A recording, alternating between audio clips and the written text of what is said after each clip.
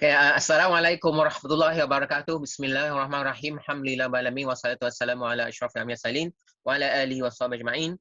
Alhamdulillah, today and tonight, depending on where you are, alhamdulillah, we are honored to have the presence of Professor Ahamed Meera-Islamic, a professor of finance and economics, who formerly taught at the and still teaching at the International Islamic University of Malaysia, and he has vast experience in his field, including in community work. So he's not your typical armchair academic, but one who is very much involved in creating what you might call viable community economic models. So I've known him for the past, I don't know, I think like 20 years, and I consider him one of my professor. My professor when come to economics and finance, and he was among the first supporter, the first pioneering supporter of the IGE framework, right? And throughout the years we have organized seminars with him. So Professor Kameel, the floor is yours. Okay. Welcome. Okay, thank you so much.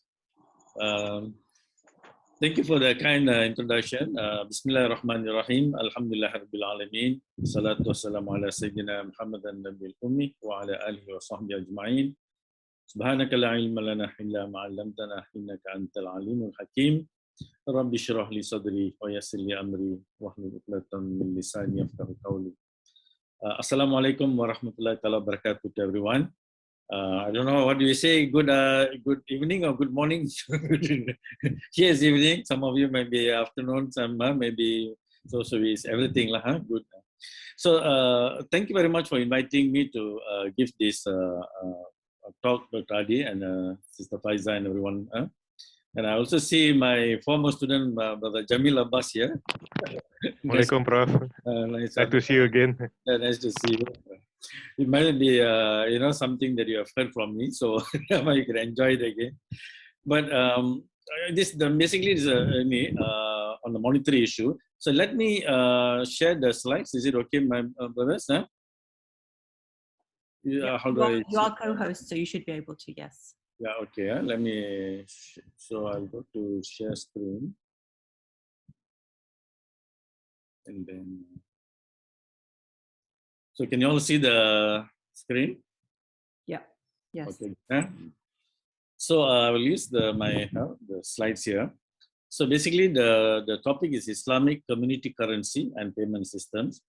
So what I will do here is, basically, I would introduce this as a complementary money and payment system. Because, monetary issues are highly political. So it's, when we say it's complementary, that means it's not immediately going to play the role as an alternative monetary system. Huh? It's like something parallel. So what are we trying to achieve by doing this? Is in order to achieve a fair, which is a just economy, which is stable and sustainable.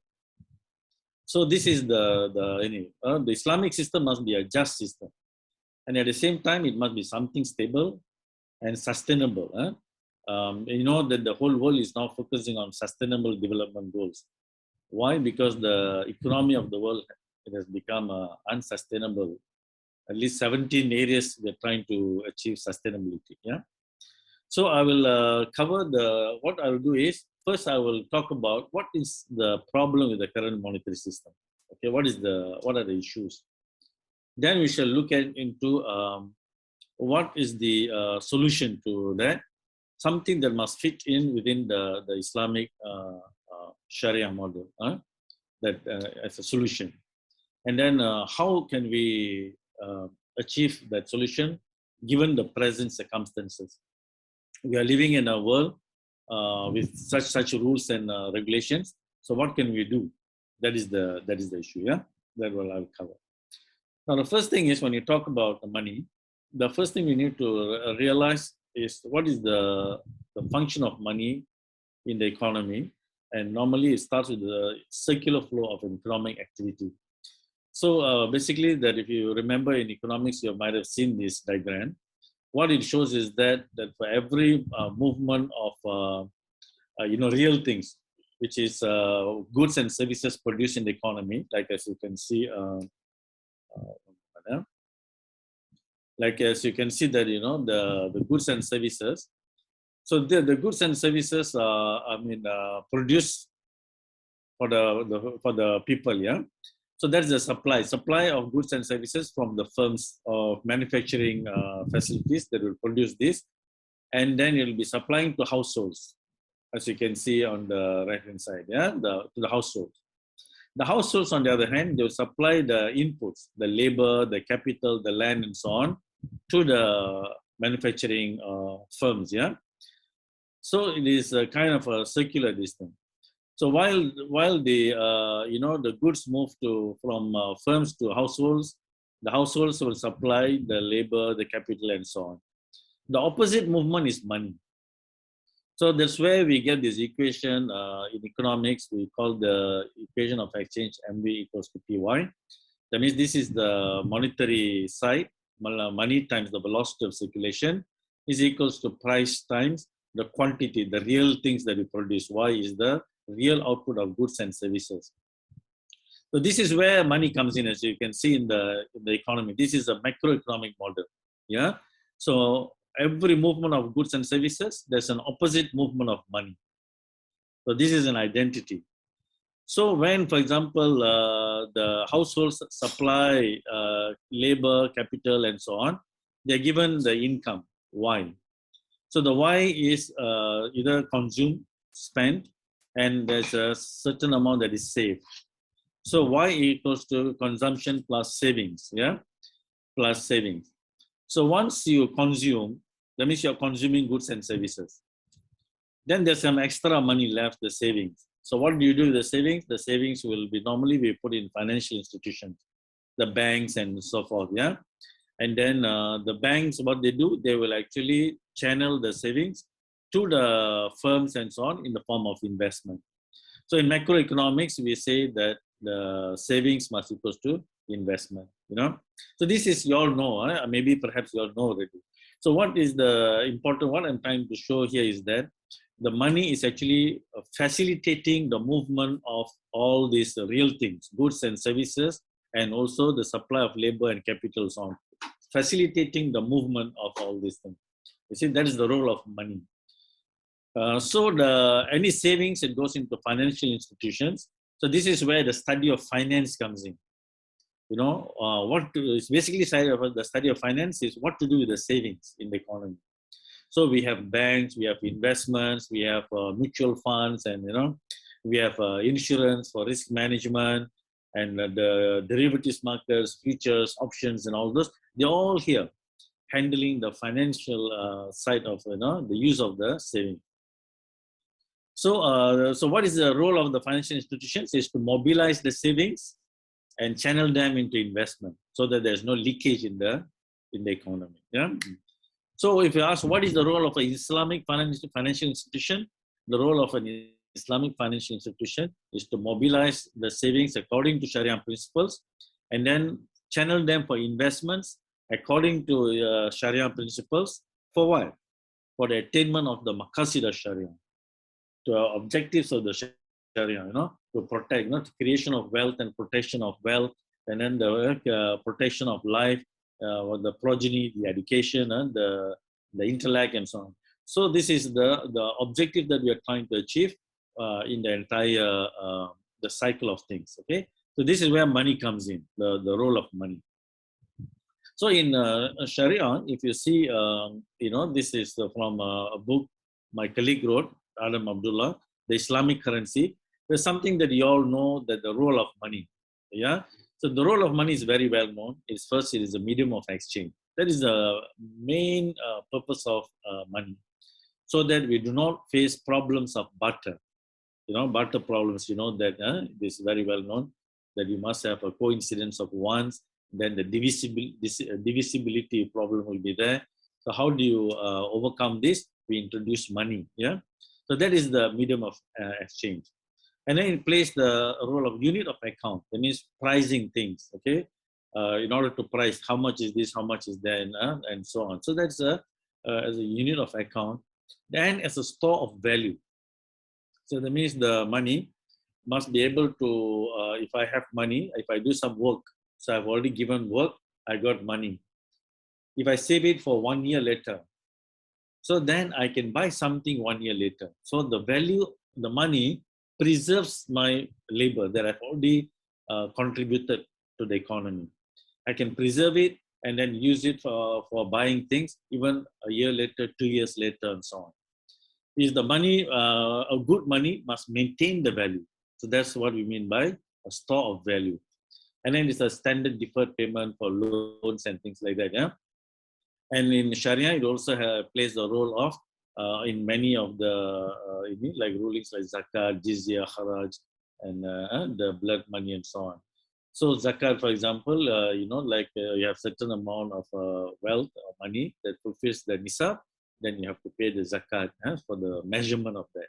So there's a role of so in the entire the roles, the two or three, the first two, medium of exchange and unit of account, we say that it provides the liquidity function, that I can convert one asset to another, or even a service to another very easily, that's this thing, the money allows that to happen. So we call that liquidity, that assets can take different form quickly, yeah? Whenever we sell them, we buy them, and so on. So that's the role of money, liquidity. So the providing liquidity in the economy and playing the role of store of value, these are among the most important roles of money, yeah, the functions of money in the economy. Now, as Dr. Abdullah was saying, the store of value function of money is the litmus test as to the validity of a medium of exchange. You see? Why? Because only if it plays a good store of value, then it can protect the wealth. If I created and then a certain wealth, I sold it, and then I have money. That money must preserve the wealth, the value, so that next time I can later, a year later or 2 years later, when I buy something, I can get the value of the thing that I've provided today. So that's what we mean by protection of the wealth, Hafiz al-Mal, So, so this is one of the maqasid al-Sharia. So the store of value function is important, yeah, other than the medium of exchange. It is a litmus test whether it is a good money or not. Okay, so that store value, it is an impact measurement, emphasizing on the economic substance rather than just legal forms. Yeah. All right. Now, for example, if you look into history, what can play the role of role of money that has been proven in history? We know it's like silver coins and gold coins. Yeah, whenever this metallic money has played a very good role. For example, this is a Malaysian coin that was circulating in the 19th century or before in Malaysia, and this is the original ringgit. You all know ringgit is the currency of Malaysia, right? So the original ringgit is a 20-gram pure silver coin. Yeah, it's a pure 20 gram. All right. Today is no longer. These coins are no longer in use. We only use paper ringgit. Okay. This coin is silver content alone today is worth 60 ringgit. Yeah. Imagine, once we started using paper as money, so the silver content alone in this money is now 60 already, no longer just 1 ringgit. Yeah, and this is called gold kupang. It contains 0.6 gram of gold. Yeah, so these were the metals that were playing the role of money in Malaysia in the 19th century and before. Now, what has happened is that if you see the history of money in the world, this gold and silver played the role of money in the history of mankind, not only in Islam, the history of mankind until 1971, when the Bretton Woods system collapsed. Bretton Woods is where the US dollar was the last currency that it was still pegged to gold. Yeah, so $35 dollars can buy you 1 ounce of gold. That means you can bring the dollars to the Federal Reserve and convert it for 1 ounce of gold. But then in 1971, the system was ended. Then the world went 100% throughout the world, just fiat money. Fiat money means simply paper money. Now we have electronic money, where the money is not backed by anything that is real. You cannot bring paper currency to your central bank and request for gold. You cannot say, I want to redeem it for gold. Yeah, no. So this is the system we are living for the last about 50 years already. Yeah, 50 to 60 years already. Yeah. So that is this is the situation. So you notice the last 50, 60 years, you notice that we have been under tremendous, so many economic and financial crises experienced throughout the world in this period compared to periods before this. Now, what is the problem with the paper money, electronic money, is that because the paper money is not backed by anything real, right? It is created mostly, most people we do not know. Everyone thinks the money is issued by the central bank. In reality, no, only a small component is issued by the central bank in the form of notes and coins. Notes and coins are actually issued by the central bank, comprise only about 5%. In some countries, it's very less, 2%. Like England, America, it's about 2% already. In Malaysia, it's about 5%. So who issues the 95%? The 95% of money of most of countries, it is issued by the commercial banks. Commercial banks are private, usually privately owned. The commercial banks issue money when it gives out loans. So when a credit is created, when a bank gives out loan, a credit is created for the borrower. That credit can be now transferred as money in the economy. You see? So 95% of money in the economy is created in this way. It's just accounting numbers, nothing behind. Yeah? And that money will be in a conventional method. It is issued in the form of loans, interest-bearing loans. Islamic banks, they will actually buy their asset or something, and they will sell it to you at a marked up price. Eh? So it is money created out of nothing, out of thin air, and then you buy assets, and then you make a profit on it, and you sell it. So that is the Islamic bank's mode. So because of this, what happens is that if you look into any country, you see this red line here. If you look at any country almost, you will find that the amount of money, and because money is created in the form of loans, and also because of that loans in the economy, you will find them growing exponentially. The total money, the monetary aggregates of any country. You can go back and take the data. If you are a teacher, I used to give this to my students. Mr. Jamil Abbas would have done it, yeah? Where you would collect data for the countries. You can get from IMF database and so on for a number of years, and then you can plot and show the exponential growth of money and debt in the economy. Then you look at the real economy. The GDP at a constant price is a measure for real economy. So that will be slightly exponential also, because population grows exponentially also, right? So it will grow exponentially, but then the growth of money will be even higher exponential. So money and debt always grows faster and faster compared to the real economy.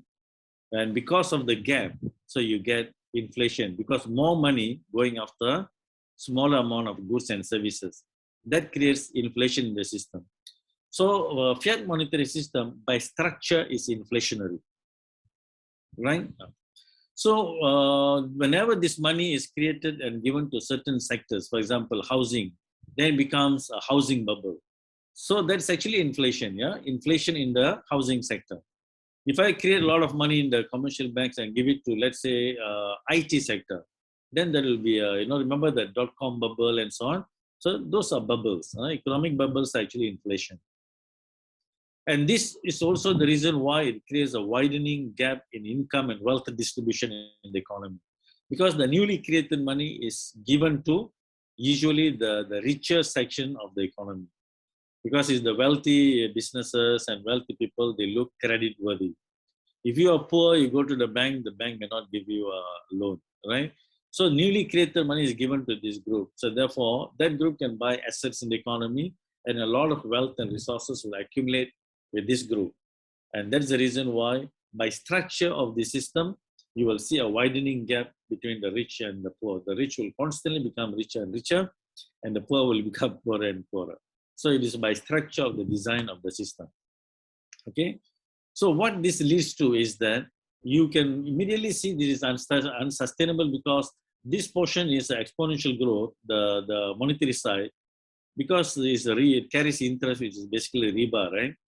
So if you can see in this equation in finance, what you have to pay back, the future value, when you take a loan, the present value is 1 plus the interest rate to the power of n. So this n is exponential. And the riba, the I here, is time, based on time, not based on your productivity or what you produce. No, it is simply based on time. So it's exponential based on time. So the real sector will never be able to catch this or match this. So what happens is that you can immediately see from this graph that the entire system is unsustainable. Okay, so that is the reason why you're facing unsustainable problem in the world today. Yeah. So never mind, I'll skip this. This is the equation of exchange that I talked to you just now. So that unsustainability that I mentioned here, it shows up in a lot of socio-economic and environmental issues of today. Yeah, the unsustainable and all these have been done research. There are backings for this. For example, I mentioned to you inflation and income and wealth gap is a product of this. You know, when the inflation and there's a gap and people are becoming poorer and poorer, a society will also show crime levels rising in this kind of societies. You know, it become a crime-prone society. You know, and then the environment, because of the interest, you know, you tend to plunder the economy, because you need to service the debt, which is growing based on time, you know. So that is the reason why you see the pollution, the destruction of the ecosystem, the climate change. Like you are in Malaysia, you see the destruction to our rainforest, a lot of deforestation, logging, you know. These things happen because these nations are all, trying to match this growth. They have to pay a constantly, exponentially growing debt that you got to pay back. So we just destroy the environment. And that also causes the cycle of recession and unemployment. This one, it needs some explanation actually, but I will. And now, throughout the world, you also see a shrinking population in many nations. You look at Singapore, you look at Japan, you look at South Korea, you look at the entire Europe, and they're all shrinking in population. This one I can have completely a different talk for this actually, you know. But I'm just telling that is the causing aging problem and labor shortages in the future. That's why countries like Japan is improving, speeding up its robotics. It's also related to these monetary reasons, okay? And it also causes a lot of political tensions and, conflicts and wars because of when it creates this kind of unsustainability. So much of this thing is created simply from the structure of a monetary system, what we've seen in the last 40, 50 years. Okay, so I don't have to, you all know from there are a lot of the Quranic verses that are against the riba, isn't it? Huh? So that is the foundation. You know, what we are trying to show is actually the fiat money, not only interest, just the fiat money itself is actually riba. It is taking the wealth of people in the wrong way. I will argue in a moment. So there are many verses in the Quran. You all know this, and but I want to show you the statistics for Malaysia, for example. Yeah, now, these are statistics for Malaysia. Look at 2020. Yeah, remember this M1, M3. These are the monetary aggregates. M1 consists of M0, which is the currency notes and coins, plus the demand deposits in the bank. That means money created by the commercial banks, right?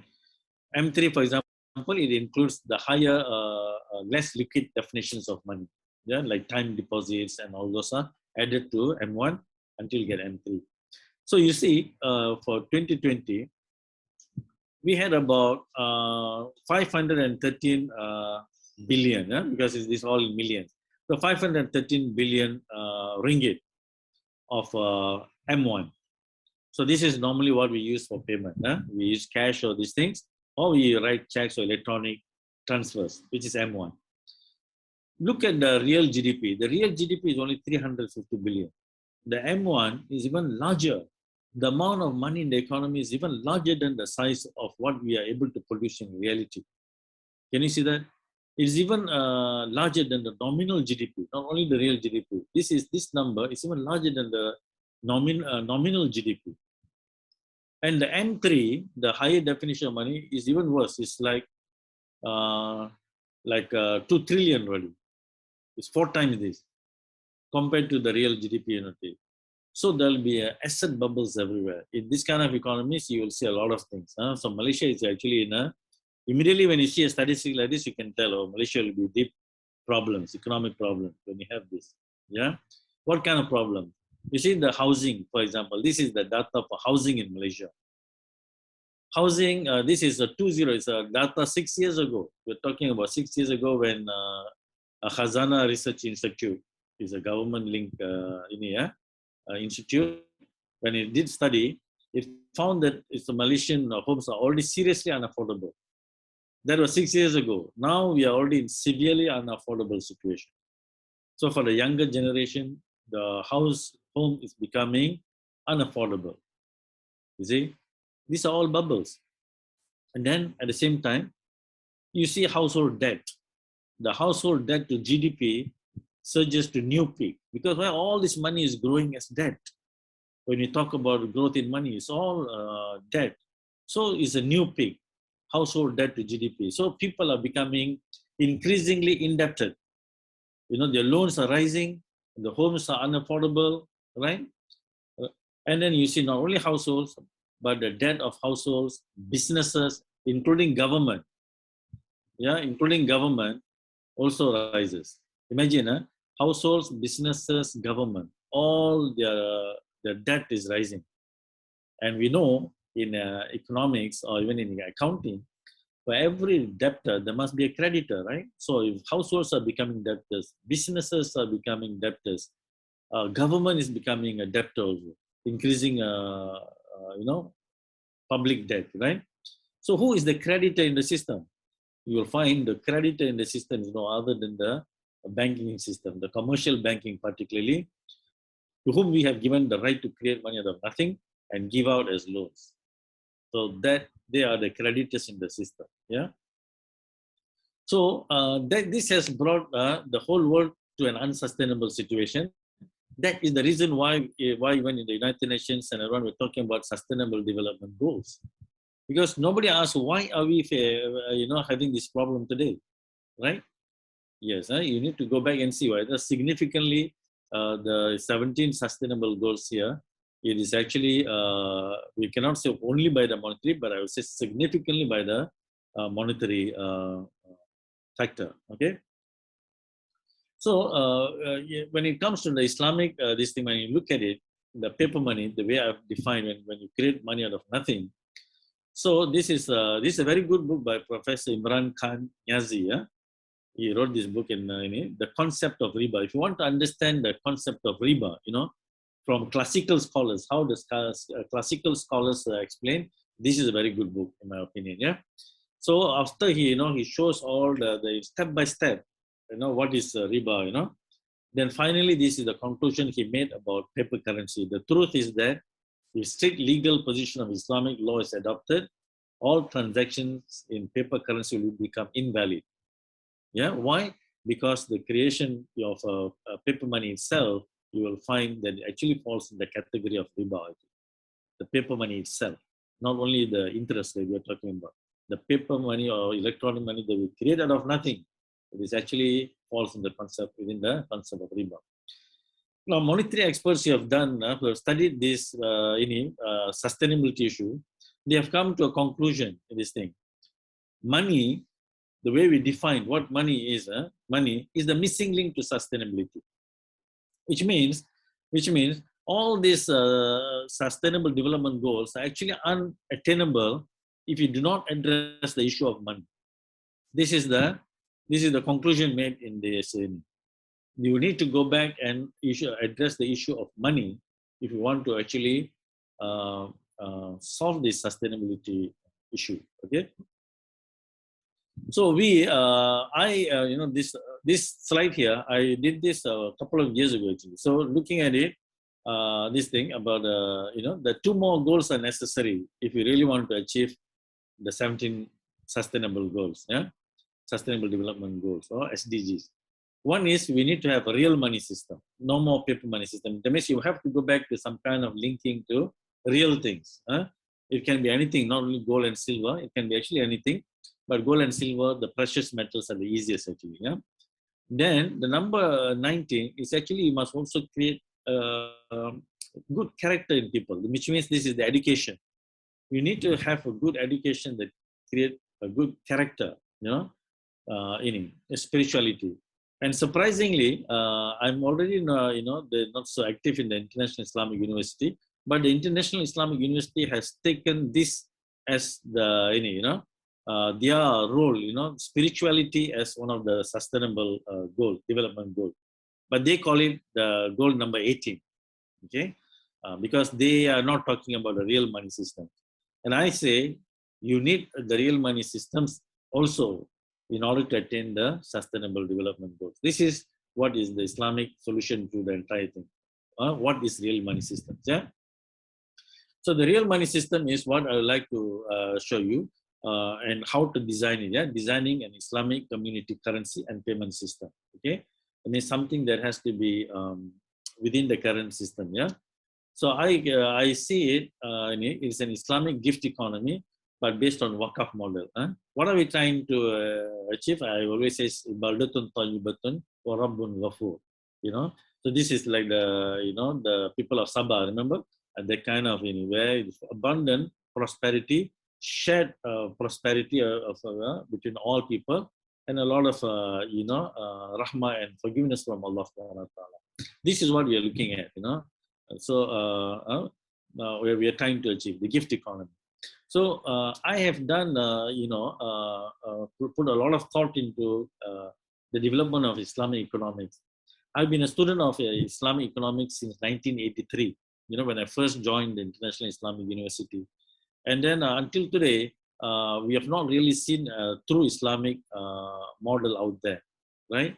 So the reason I came to conclusion is basically significantly is because of the monetary system prevents us from achieving that. Okay, but there are 2 other elements that are necessary for us to achieve that also. One is an Islamic education integrated with science, skills, and character building.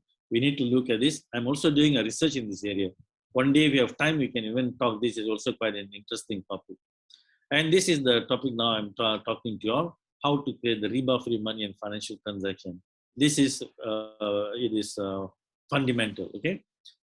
But it's highly political, this one. This is highly political. Then the last one is the wakaf-based economy. The economy we are trying to structure needs to be embedded with, other than because social, the zakat is there, is obligatory, it is there.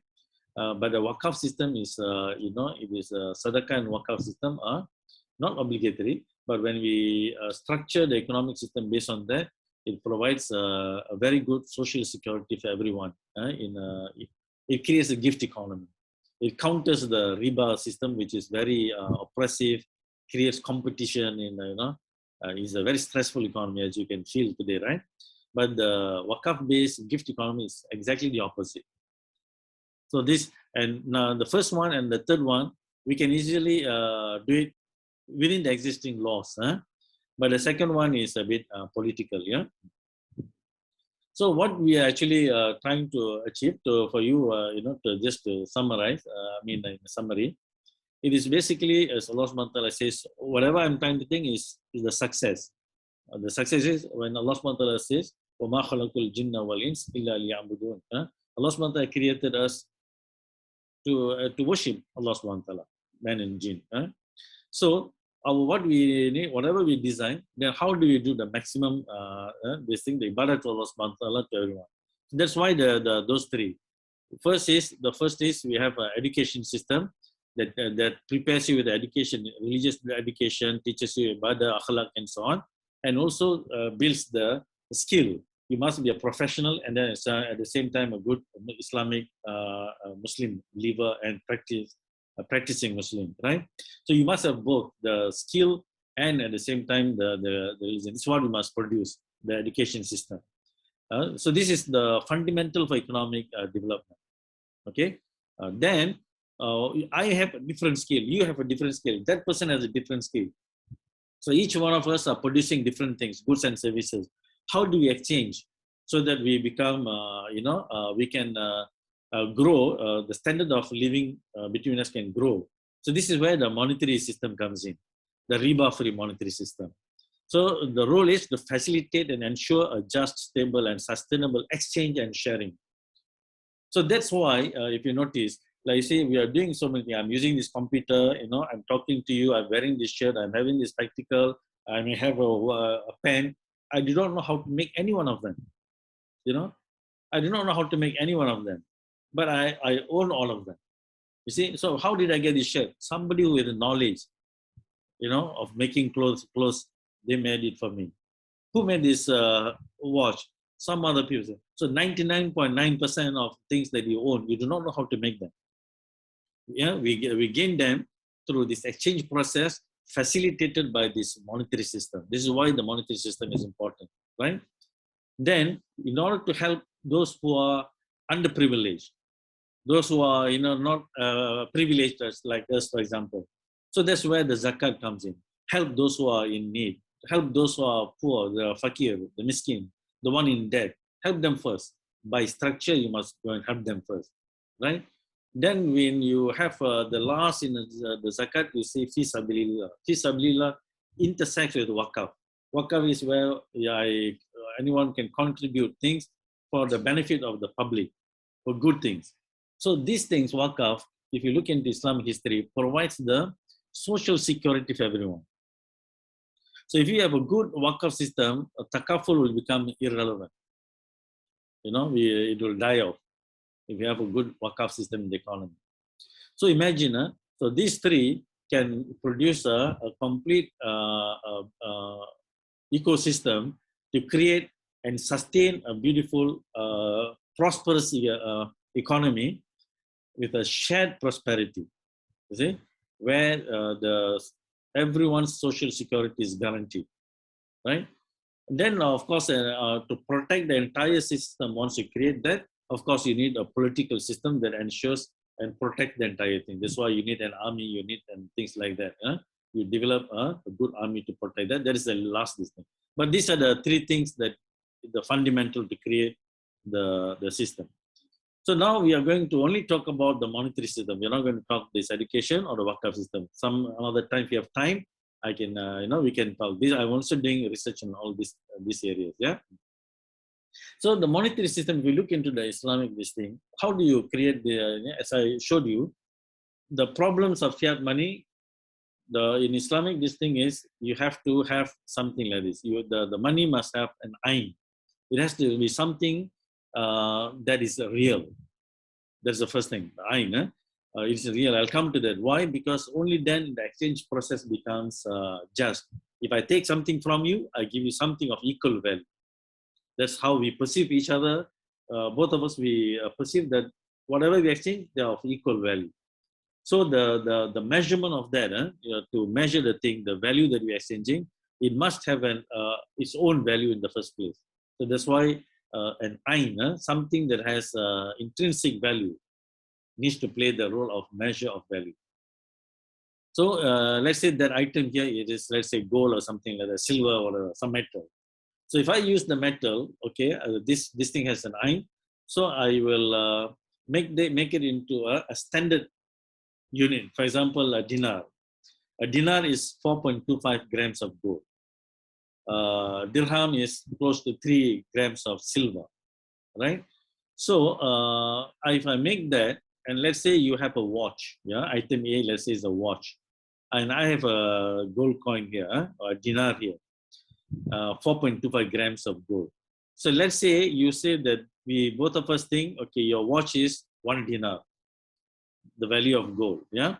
So I have that 1 dinar, 4.25 grams of gold. So I give it to you, and I take your watch from you. So you take the coin. That coin is not something that you can find on the ground. Yeah? The gold coin in the coin is actually extracted. You need to go invest in mining. You know, it takes effort to bring out the gold from the earth and then finally make into a coin there. You know? So labor has gone into the creation of the gold coin. Yeah. So that's why labor is being exchanged for labor, actually. Yeah.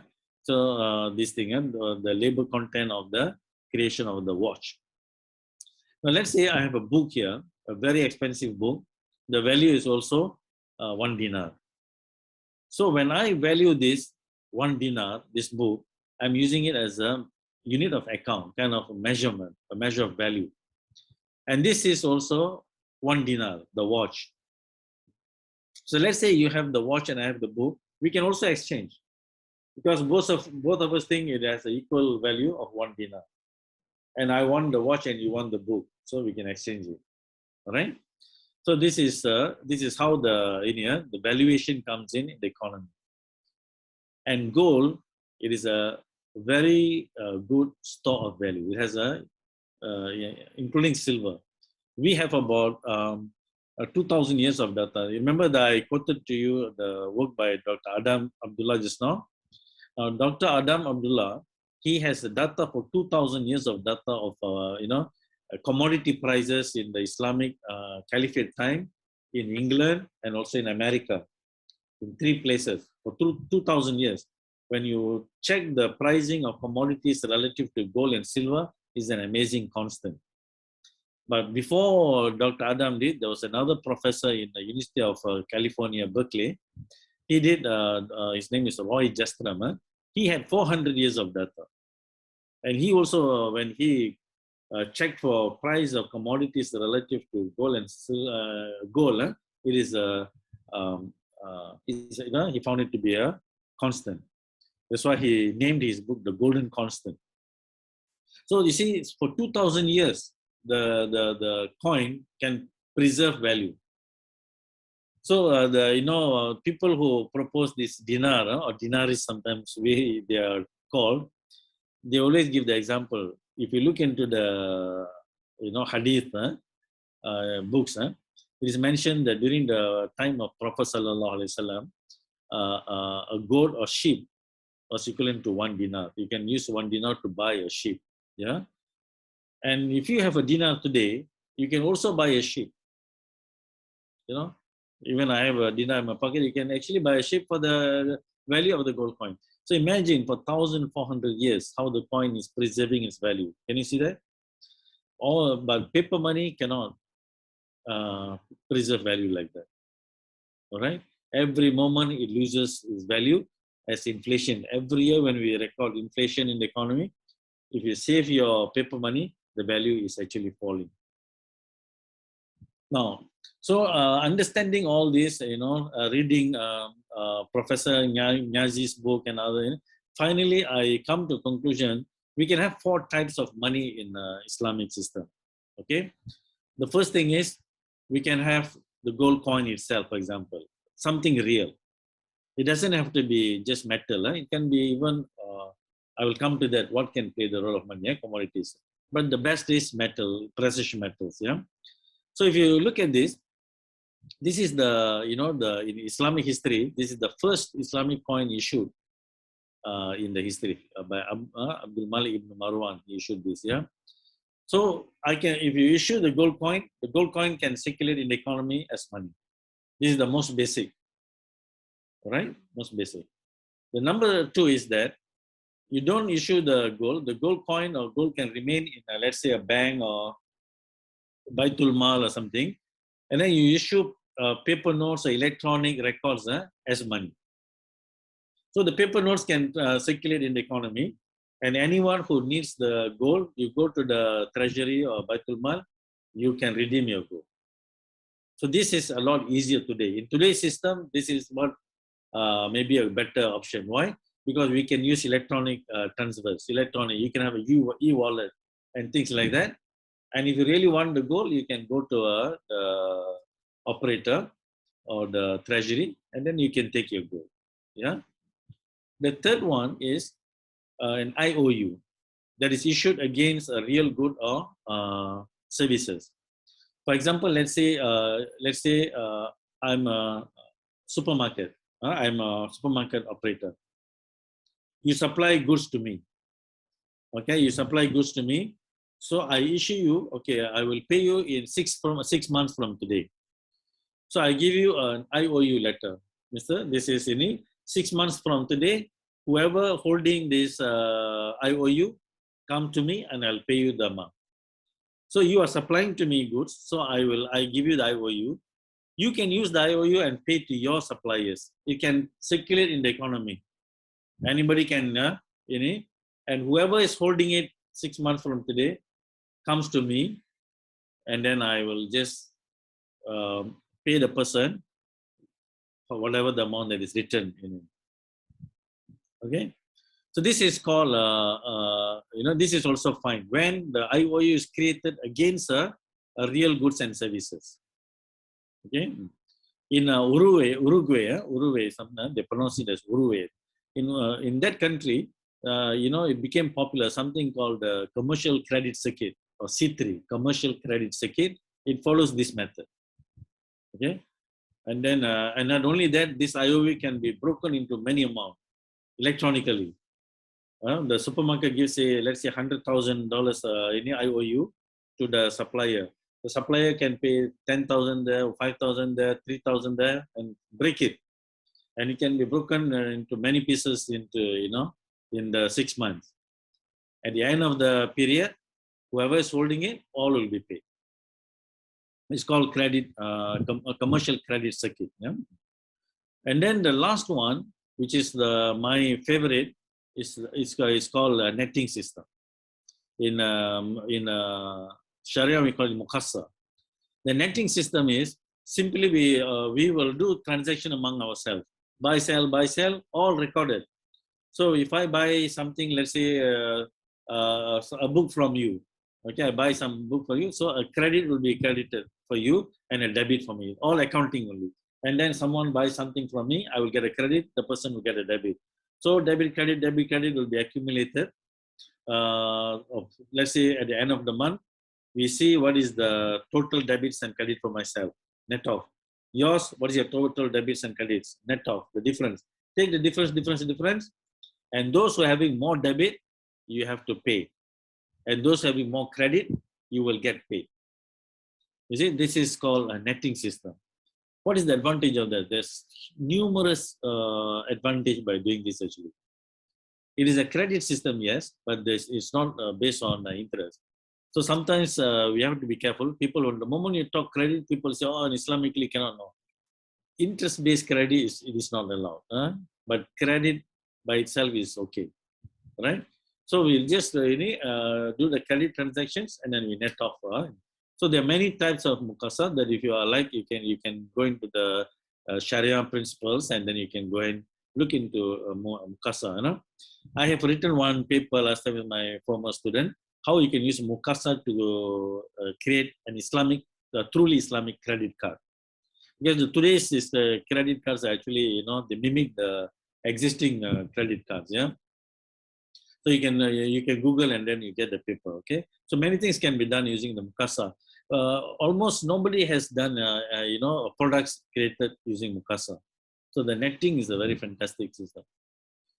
Okay, now just to give you an idea, must we use gold, only silver, precious metals as money? No, as I mentioned to you, anything we can use as a measure of value or money. That must have a good, for you to have a good money, it should have these characteristics at least the first 5. First, it must have accepted, that means it must have its own intrinsic value. Accepted because it has its own intrinsic value. It has value on its own. Then it must be divisible. I must be able to divide it into small units so that I can buy small things, I can buy big things, you know. And it has to be homogeneous.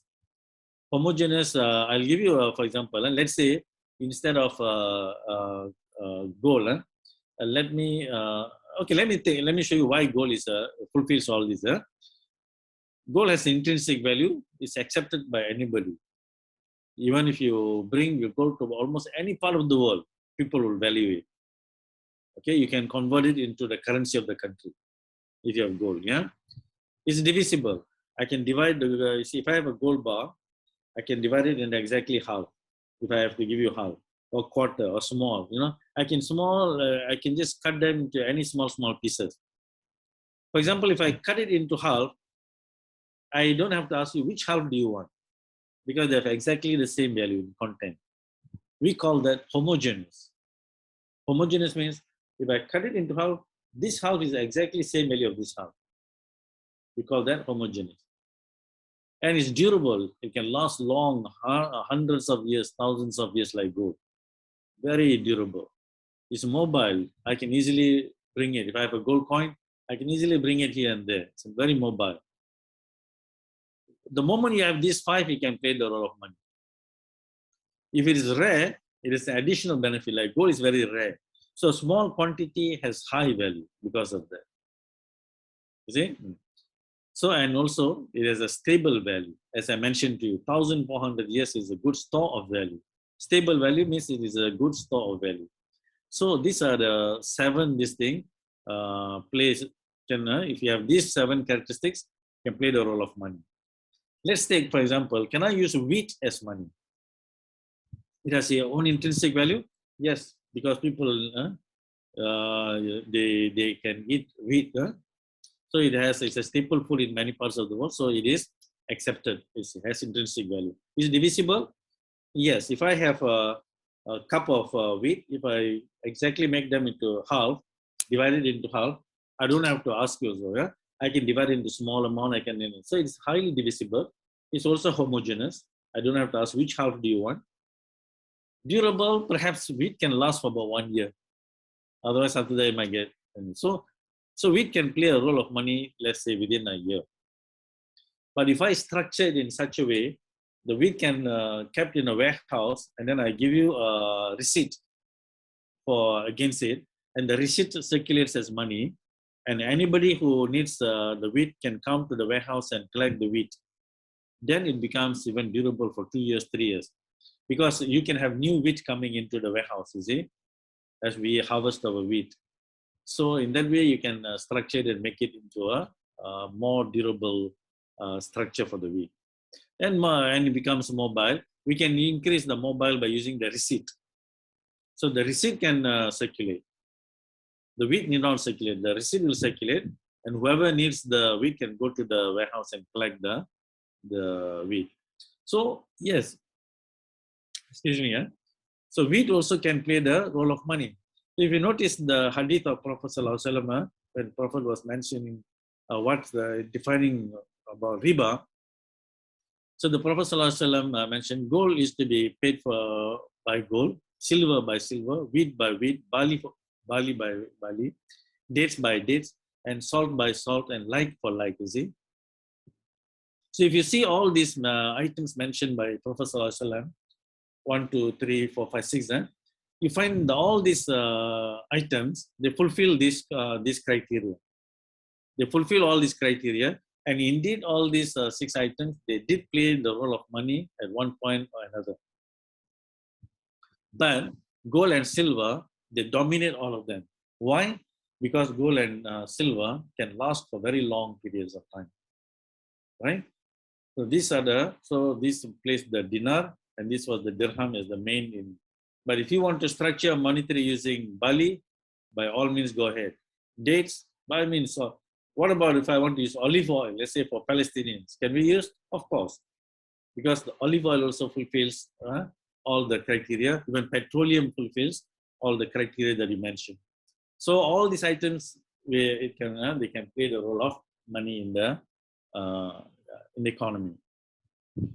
So when we, I'm not sure whether I need to go. This is a bit. Let me skip this. Yeah. Later, if you want to ask, we can come to that. This is simply to show. I was looking at Bitcoin, cryptocurrencies, and things like that. What is an acceptable money in Islam? But maybe we can look at that. Because otherwise it will be not too long for you, Now, what we need to now to solve that, what are we trying to solve by introducing the real money? Why gold and silver or this thing? The moment, remember just now I showed you the red line that was going exponential like this, and the green line is the real economy. So to make the this thing economy stable, just and stable, the red line and the green line must move parallel. The red line should not, go off tangent like this. They should grow in tandem. So how do we do that? The first thing is the money must be real. It cannot be a fiat money. Then this thing, and the second thing is that there should be no interest charges. So these are the two sources of riba actually in this monetary system. It is once when it is not real, if there's a riba element there, and interest rate itself is also a clear riba. So we need to solve these two. So the first thing is real money, and then you have to do away with interest charges. So the problem here, why in the, if you notice why Islamic banks did not succeed as we expected, because the Islamic banks, they were doing banking, which is a riba free, there's interest free banking. But of course, the other elements are there, but they were still working within the fiat monetary system. Islamic banks were also creating money out of nothing. Most people, they don't want to question that, create money out of nothing, and then they will buy the asset and sell to you at a profit. The structure is like that. So you are actually part of the problem rather than part of the solution. So that is the reason for why of 30, 40 years in Islamic banking, we have not truly seen where Islamic bank has elevated the livelihood of people and solved the economic problems and so on. No, yeah. So this is what we need to do. These two are necessary when you want to solve it. So in other words, if I may repeat again, this is the solution. It is simply the use of real money concepts instead of fiat money is the first number one. Number two is risk sharing principles. All right. So when we go to interest-free economy, we are actually sharing risk. What do you call that? When you the statement. You see, currently is interest-based. What we are supposed to do is that we have to share the risk. That means the musharaka, mudaraba, and that kind of transactions we need to go. Right? So we cannot have interest-based system inside. So we at the movement for monetary justice, this is what we tell even governments. Okay, we tell them, look, we are here at number one. We are fiat money, which is mostly issued by commercial banks. All right. Then number two, we have we move to the next this thing. We want fiat money that is issued 100% by the government only. That means you are telling we need to take away the power from commercial banks, the money creating power, and give to the government first. Many governments today, they have become debtors. We have given the right to the private sector to create the money, and then we tell we have no money. So we are what we are telling, we need to move into public banking. So there is an institute in the US called Public Banking Institute that also champions this. We need to take back the money creating power. The governments must take back. So all money must actually issued by sovereign. So that's what we call the sovereign money. Yeah? Initially, we can start with just a bank that's owned by the government. So that's public banking. Coexist with the current commercial bank. We call that public banking. When entire money creation is in the hands of government, we call that sovereign money. Okay. And this is what the modern monetary theory. Today we have something called modern monetary theory. Yeah, this is what is proposing. So we are also from movement of monetary justice. We support that because of this. Yeah, because it is actually supporting sovereign money. And then what will be the role of banks? Banks no more create money out of nothing. You become asset managers. You need to mobilize the real savings of people and then you invest. So you are actually like a fund manager and not a money creator, right? So banks must assume this new role. So this is what we are pushing in the second. Then the third one is 100% digital money, no more paper money. 100% digital money within this framework. What is the end? Netting arrangement. I will come to that, the netting arrangement in a moment. Maybe I will ask you, maybe stop for a while. You ask questions before I go to the netting arrangement. Yeah. So this will be the third stage. What is the advantage of this stage? Third stage, when you have 100% fiat money, when you have 100% digital money, yeah, but still fiat. But when you have a digital money, 100%, entire money creation belongs to government. So the government can use the money for paying for infrastructure, schools, paying for orphanages, build roads, bridges, and so on. And when it's 100% digital, you cannot do bribery. Very difficult to do a misappropriation of funds, stealing money from the government coffers, and things like that will become difficult. Okay, even tax evasion, businesses to evade tax also become difficult. So the government will be getting a lot of funds when you do that. So when you get too much of funds, you can also reduce the tax rate, right? When you have to come to this arrangement. Then the final stage is gold back. So gold back money, we will link it to this. So if you are looking at a closed economy, this is good already. A lot of benefit. But when we go talk about open economy where we are going to do international trade, export, import, then it's best we also link it to gold. So that inflation will disappear and foreign exchange rates also will disappear. So this is the last stage, yeah, gold backed currency, and with the netting arrangement. So we know that we are now just pushing this to the government, stage 2 in our struggle. All right. So for Islamic communities, coming back to this thing, what we can do is that we will do the same netting arrangement will be, I will come to that, what is a netting arrangement. We will, but the netting will be ultimately backed by gold and silver. Okay. Ultimately, you cannot do that for the entire country today. Why? You see, I can justify gold as money. As you notice, I was justifying gold, isn't it? So I can justify gold as money economically. Even Bretton Woods all were bimetallism, gold standard, they were all gold backed, right? So historically, we know from even religious perspective why it is a Sharia money. Scientifically, I can argue why gold and silver is the best money, right? And so forth. But I cannot justify politically. Politically, you cannot justify gold as money today. Why? Because the fiat monetary system is in the advantage of countries like the US and so on. And US is a strong military power of today. So anybody who wants to challenge the dollar, you go into gold, then you're actually challenging the hegemony of the dollar. If you have a very strong army, maybe you can fight. If you can, ready to fight with the US or what, then you might be able to bring gold as money. Otherwise, you better follow the international monetary system until the system is unsustainable. And we have actually come to that unsustainability. In year 2000, our former Prime Minister Tun Mahathir wanted to go for a gold dinar for international trade settlement. But foreign powerful countries warned him not to go. So he backed off. But unfortunately, like for example, Saddam Hussein, Arwa, right? He wanted to sell the Iraqi oil in euros. So that is threatening the position of the dollar, fiat dollar. You see, so you threaten you must have an army to protect your but you couldn't. That's why what happened to Iran. Same as Gaddafi also. Why? Because he wanted to create a pan-African currency backed by gold. So he was also in, right?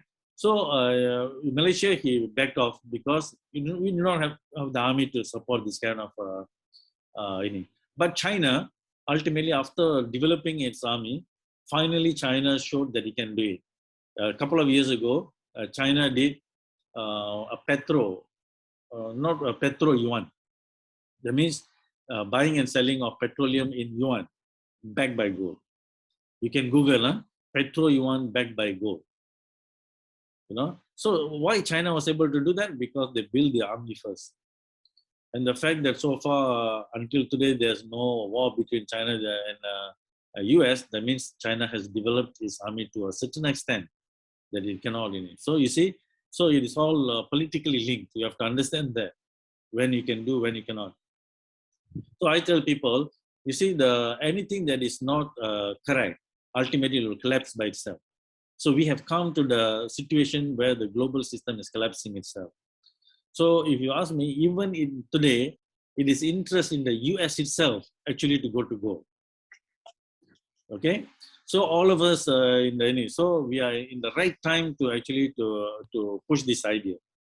All right.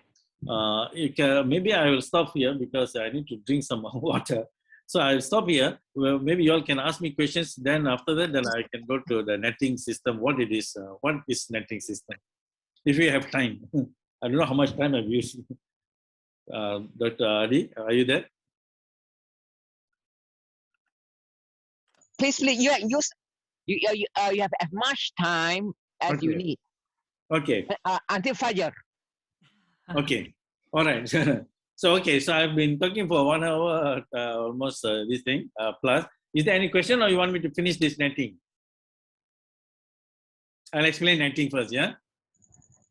Or maybe we allow like 5 minutes. Continue with netting, 5 Prof. minutes Okay. for question. Okay. Let me continue with the netting then. I will explain what the netting Mukasa system, how it is. Okay. Now, you see, we have done something called interest-free, goal-based electronic netting system. We call it IGE-PEARL. So why we have to this thing? It is one is it is goal-based. You can see it has to be interest-free, as I told you just now. You see, the money must be first real money, so that is gold, and then it is interest-free, right? Then electronic is you have to be today's system, you have to be, it has to be an electronic system where we use our mobile phones, we must be able to use our laptops and so on, and netting, all right, a netting system. All right. So let me explain netting, yeah? It's a Mukasa system. What it is an effective way of injecting liquidity into the economy. Remember, I mentioned the major, most important characteristics of money is creating liquidity. So this one is going to inject liquidity practically free into the economy. That can spur business and employment, at the same time promoting economic justice and bringing about structural stability. It is also inflation-free. It is not going to create inflation like the paper money, and also with economic and environmental sustainability. To me, it sounds too fantastic, isn't it? Look, it has liquidity, it is practically free, it is going to spur business and employment, it is going to bring justice, and at the same time, stability and sustainability. At the same time, it is inflation-free, right? And Mukasa is Sharia compliant. All right, so this is the same thing I mentioned. So now let me a little bit of this thing. What is liquidity? Liquidity is, for example, let's say all these smiling faces of people with different skills. So we have different skills. I'm a farmer, you are a fisherman, and you are a teacher, and so on. So when money is properly distributed, so money is today is something abstract. It's nothing real actually, right? But when it is properly distributed to everybody, so we can easily exchange our things that we produce. I'm a teacher. You send all your children to me. I teach them. You just pay me the paper money or electronic money that you have. So I provide my services already. Now I have money. I need to buy some vegetables. I go to the farmer, I buy the vegetables. I use the money from the fisherman, I buy the fish, and so on. So when money is properly distributed, which is something that's abstract, it's not even any. It spurs business exchange and so on. So when money is properly distributed, we say it has good liquidity in the economy. Everyone is able to exchange their goods and services easily in the economy. All right. Now imagine, let's say in the classically, people were using gold and silver as money here. So some of these are gold, some of these dollar signs are silver, for example. So when it's properly distributed, then you have the economy will become vibrant. That is the reason in Islamically, if you ask me, why we are not encouraged to hoard money. The moment you hoard money, keep money in under the pillows or things like that, then the liquidity in the economy is diminished. So economic activity will be diminished the moment we just keep money. So it is important to keep it circulating all the time. So that is the idea. So let's say these are all gold and silver in the economy. Yeah. Suddenly, let's say someone tells, okay, silver is no longer money. And this happened in history. Huh? For example, demonetization of silver in 1873 in Europe, and also it happened in America also. So when someone by law comes and says people cannot use silver as money, only gold as money, imagine one rich guy has a lot of gold. The others were all poor guys who had silver. So all the silver guys now they cannot trade. They cannot buy things. Even though, right?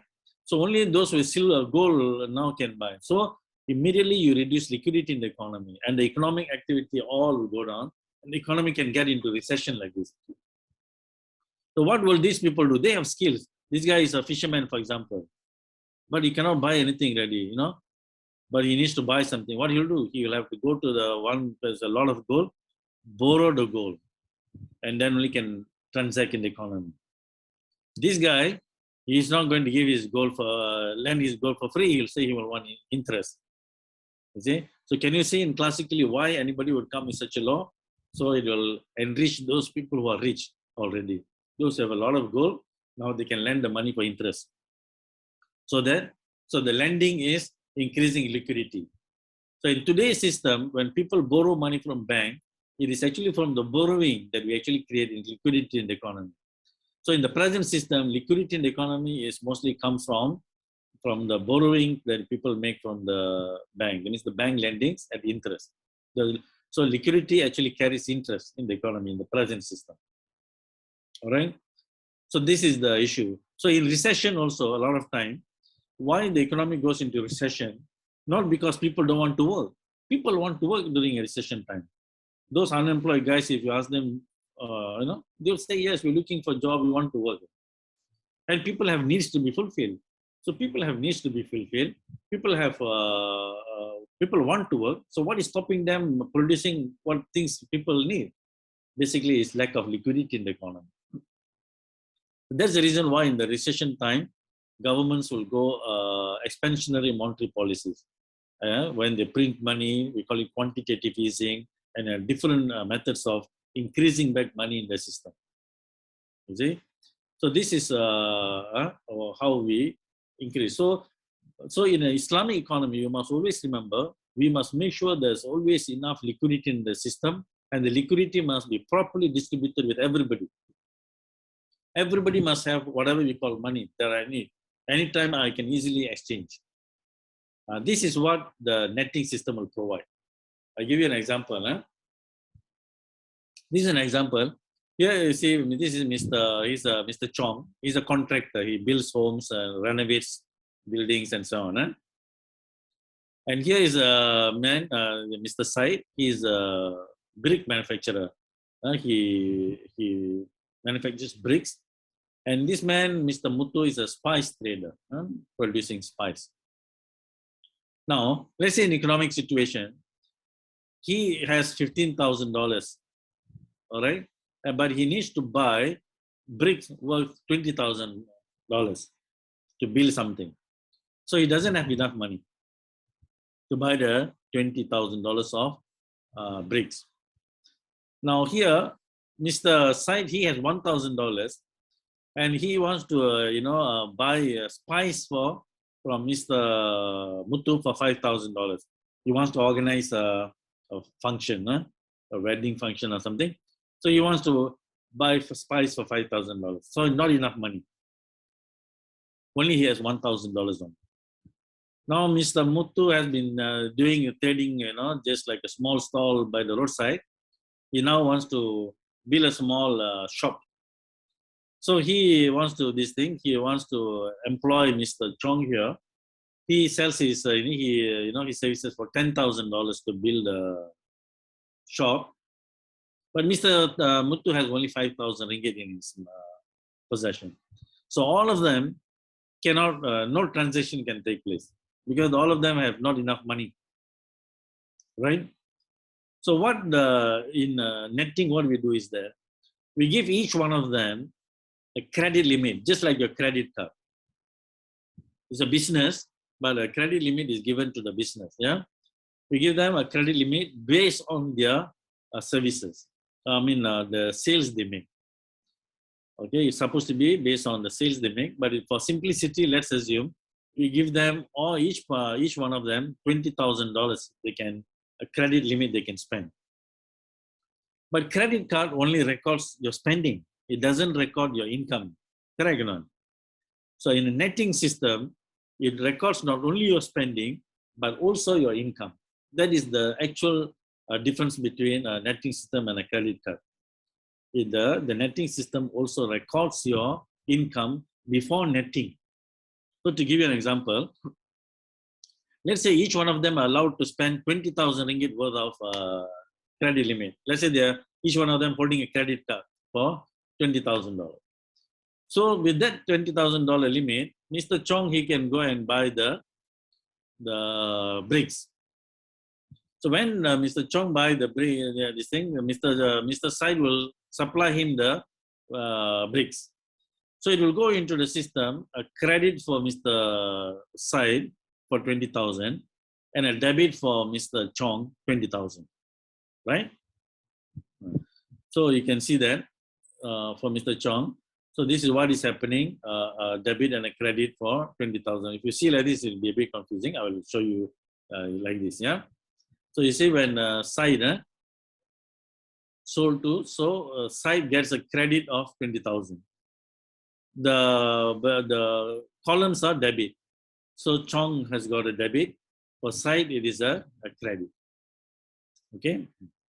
So and then Mr. Said, he will buy the spice from Mr. Muthu for the $5,000 to him, because he has given $20,000 credit. So when he buys the spice, he still got another 15,000 credit remaining in his in his card. So $5,000 worth of spice is given to him. So Mr. Muthu will get a credit for 5,000 and he will get a 5,000 debit. Imagine, initially he got a credit when he supplied the bricks, 20,000 credit. Now he got a debit of 5,000. So difference is 15,000 credit for him, right? So similarly, Mr. Muthu can call Mr. Said to build his shop for 10,000, even though he actually got only 5,000, right? So Mr. Ini will come and build his shop. So he gets a credit for 10,000 and Muthu gets a debit for 10,000. So when we put that in a matrix like this, this is what in here. Said gets a credit for 20. Chong gets a credit for 10. Muthu gets a credit for 5. These are the things they supply. Said gets a debit for 5,000 because he purchased from Muthu the spice. Chong gets a debit, 20,000. Why? Because he bought the bricks on credit. And Muthu, 10,000. So this is the total credit for Said. This is the total debit. So next what is it? We will take the difference. 20 minus 5, 10 minus 20. 5 minus the 10 like that. So when you put like this is what happened. So this is what we call netting. Total debit, total credit, total debit, the difference is the net. So site gets a 15,000 positive, Chong gets 10,000 negative, Muthu also gets 10,000, 5,000 negative. So the total negatives must equal to the total positive. So what happens is that 1 month later, they all got to settle the account. So we will, Muthu got to pay to the operator, Muthu got to pay to the operator 5,000, Chong got to pay to the operator 10,000. So the operator will get 15,000.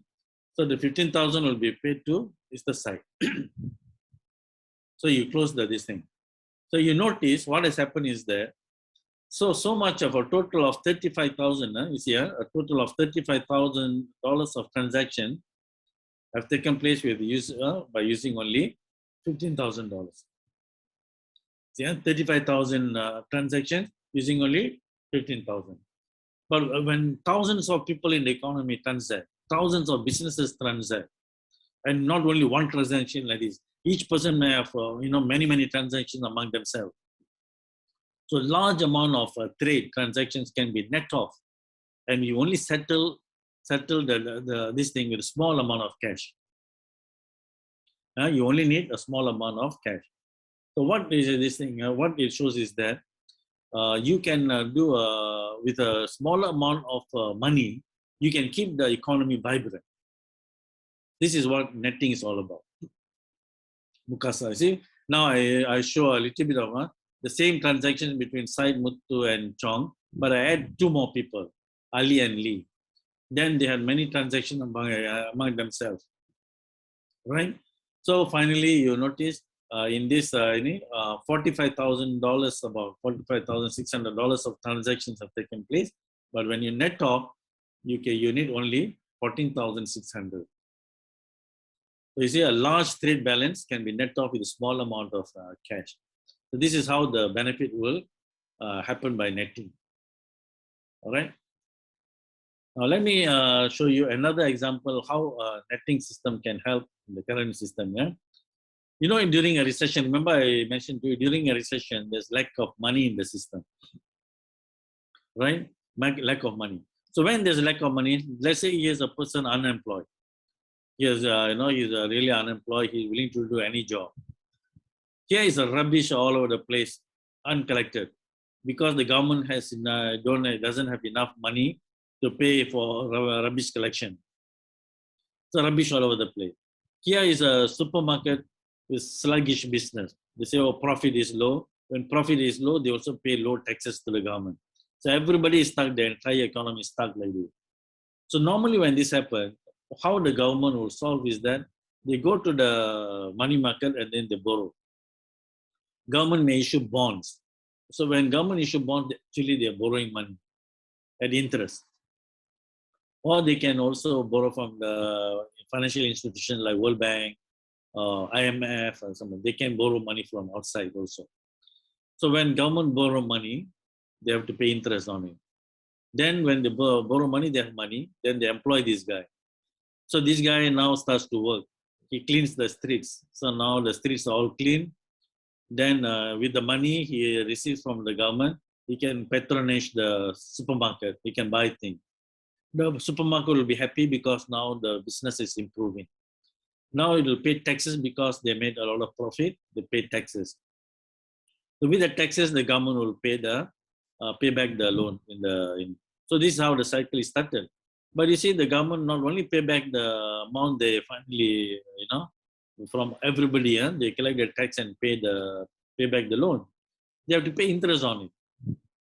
So to pay interest to the what the government must do, they have to charge extra tax on these people. Extra tax also. Because it has to pay the interest portion to the. But today's system, the banks and they are creating money out of nothing. Why can't the government, just create the money and solve the problem, you see? So that the businesses and individuals do not pay higher taxes. That is the issue. So in netting system, it is simple. You don't have to borrow anybody from anybody, in netting system. The government need not borrow any money. What the government do is that it will just employ the person and you start cleaning up the street.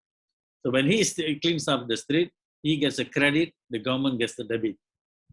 Just like in the netting system.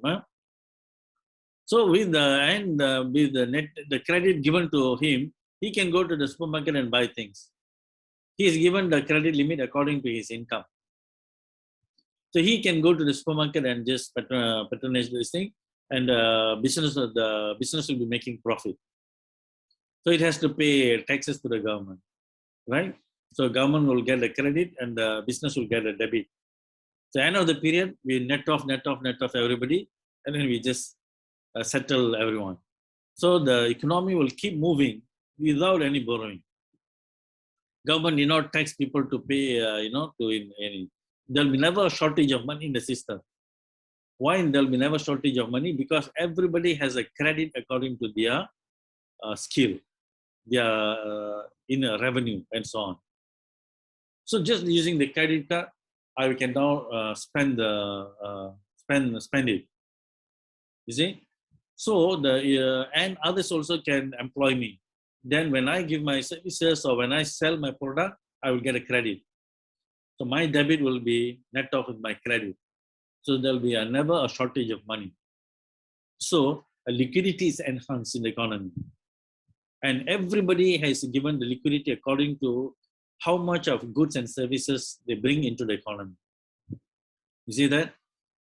So the chances that the economy can get into recession in this kind of system is very low because there is always enough liquidity in the system.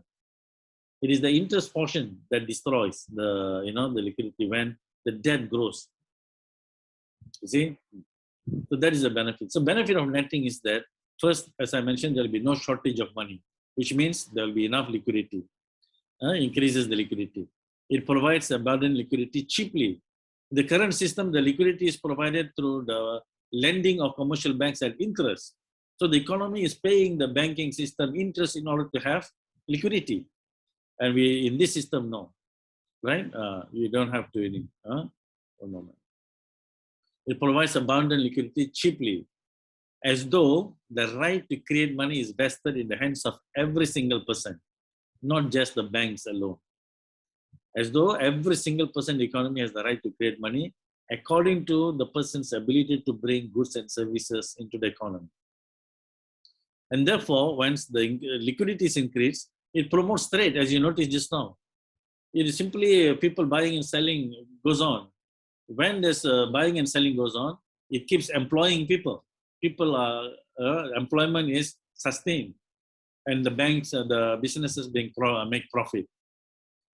When businesses make profit, governments make taxes. They enjoy taxes. You see, so the netting has a lot of benefits for individuals, businesses, and the government. So netting is like producing the amalgamated accounts of all parties. So it's like, if you are an accounting student, you know that when you do amalgamated accounts or consolidated accounts. So when you consolidate accounts, the debits and credit between parties, they get cancelled. That is what is happening here. When you keep them separated, you need money to solve all these things. But when you combine them, the need for money gets cancelled out.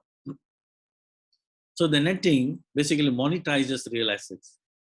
So you realize, in reality, in a real economy, money is actually what? It is actually the goods that we produce, the skills that we have.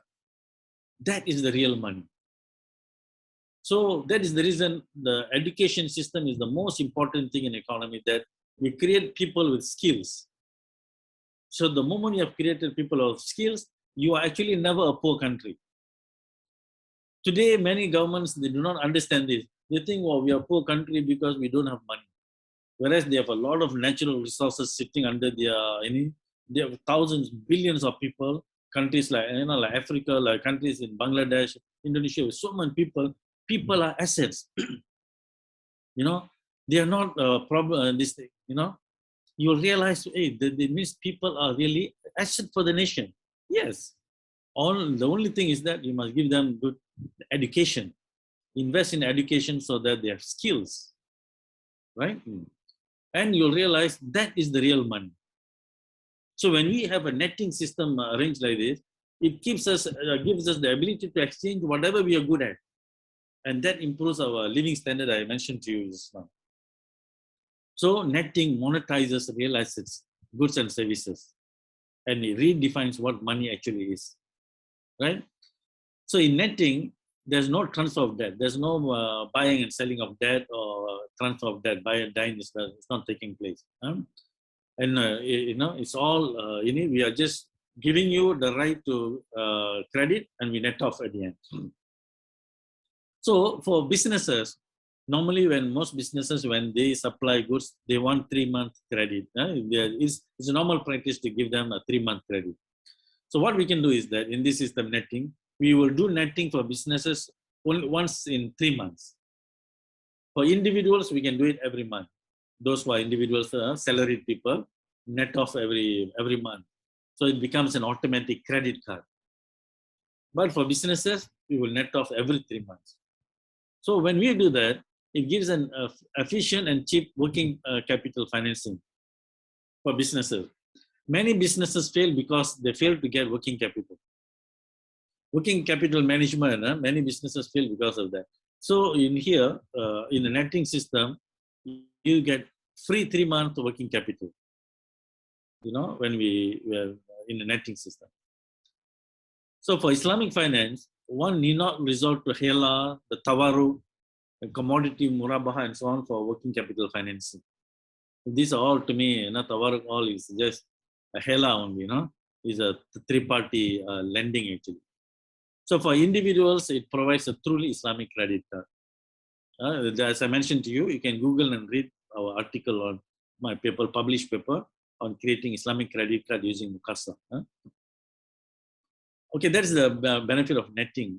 What about benefit of gold? Why you should be backed by gold? When you back by gold, it provides a stable measure of value, as I mentioned to you.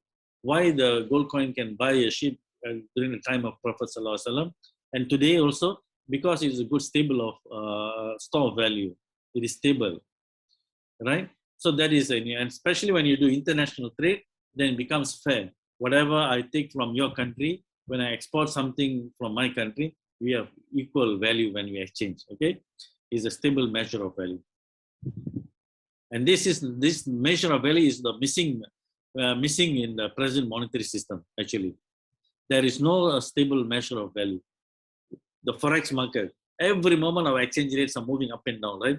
Let's say the rupiah exchange rate with the dollar, or the ringgit exchange rate. We just had the Turkish lira is collapsing. These are all ridiculous actually. A measure of value must be something that is constant. When we say a kilogram must be some weight that is constant across time and space. A kilogram in America must be same as a kilogram here. A kilogram yesterday must be same as kilogram today, so that we can have a reasonable trade, right? Same as a measure of meter. I'm buying, let's say, cloth from China. A meter in China must be same as a meter here. A meter last year must be same as meter this year. Then only we can do trade across time and meaning. So when we say a meter, a measure of length, it must be a constant.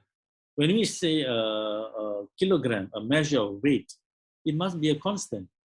So similarly, a measure of value must be a constant. You cannot trade it in the international currency market and then you see the value going. Imagine we trade, a length, meter in the market. Today, a meter is this length. Tomorrow it comes like this. Then it keeps on moving, right? You cannot do a reasonable, right? This is a fallacy in the present system. Sorry, I've been talking for, I need some. And then there's no monopoly. Please take a break, Professor, just for a few minutes to get some water. Yeah, please take a break. So can I take some? Well, 5 minutes or 10 minutes. Okay, just 1 minute. Give me a 1 minute. I'll be back. Yeah. Okay, just give me the. All right. Okay. Let's have 5 minutes to digest all the material, the ingredients that we ingested. Yeah, sure. Let's do that. That's a good idea.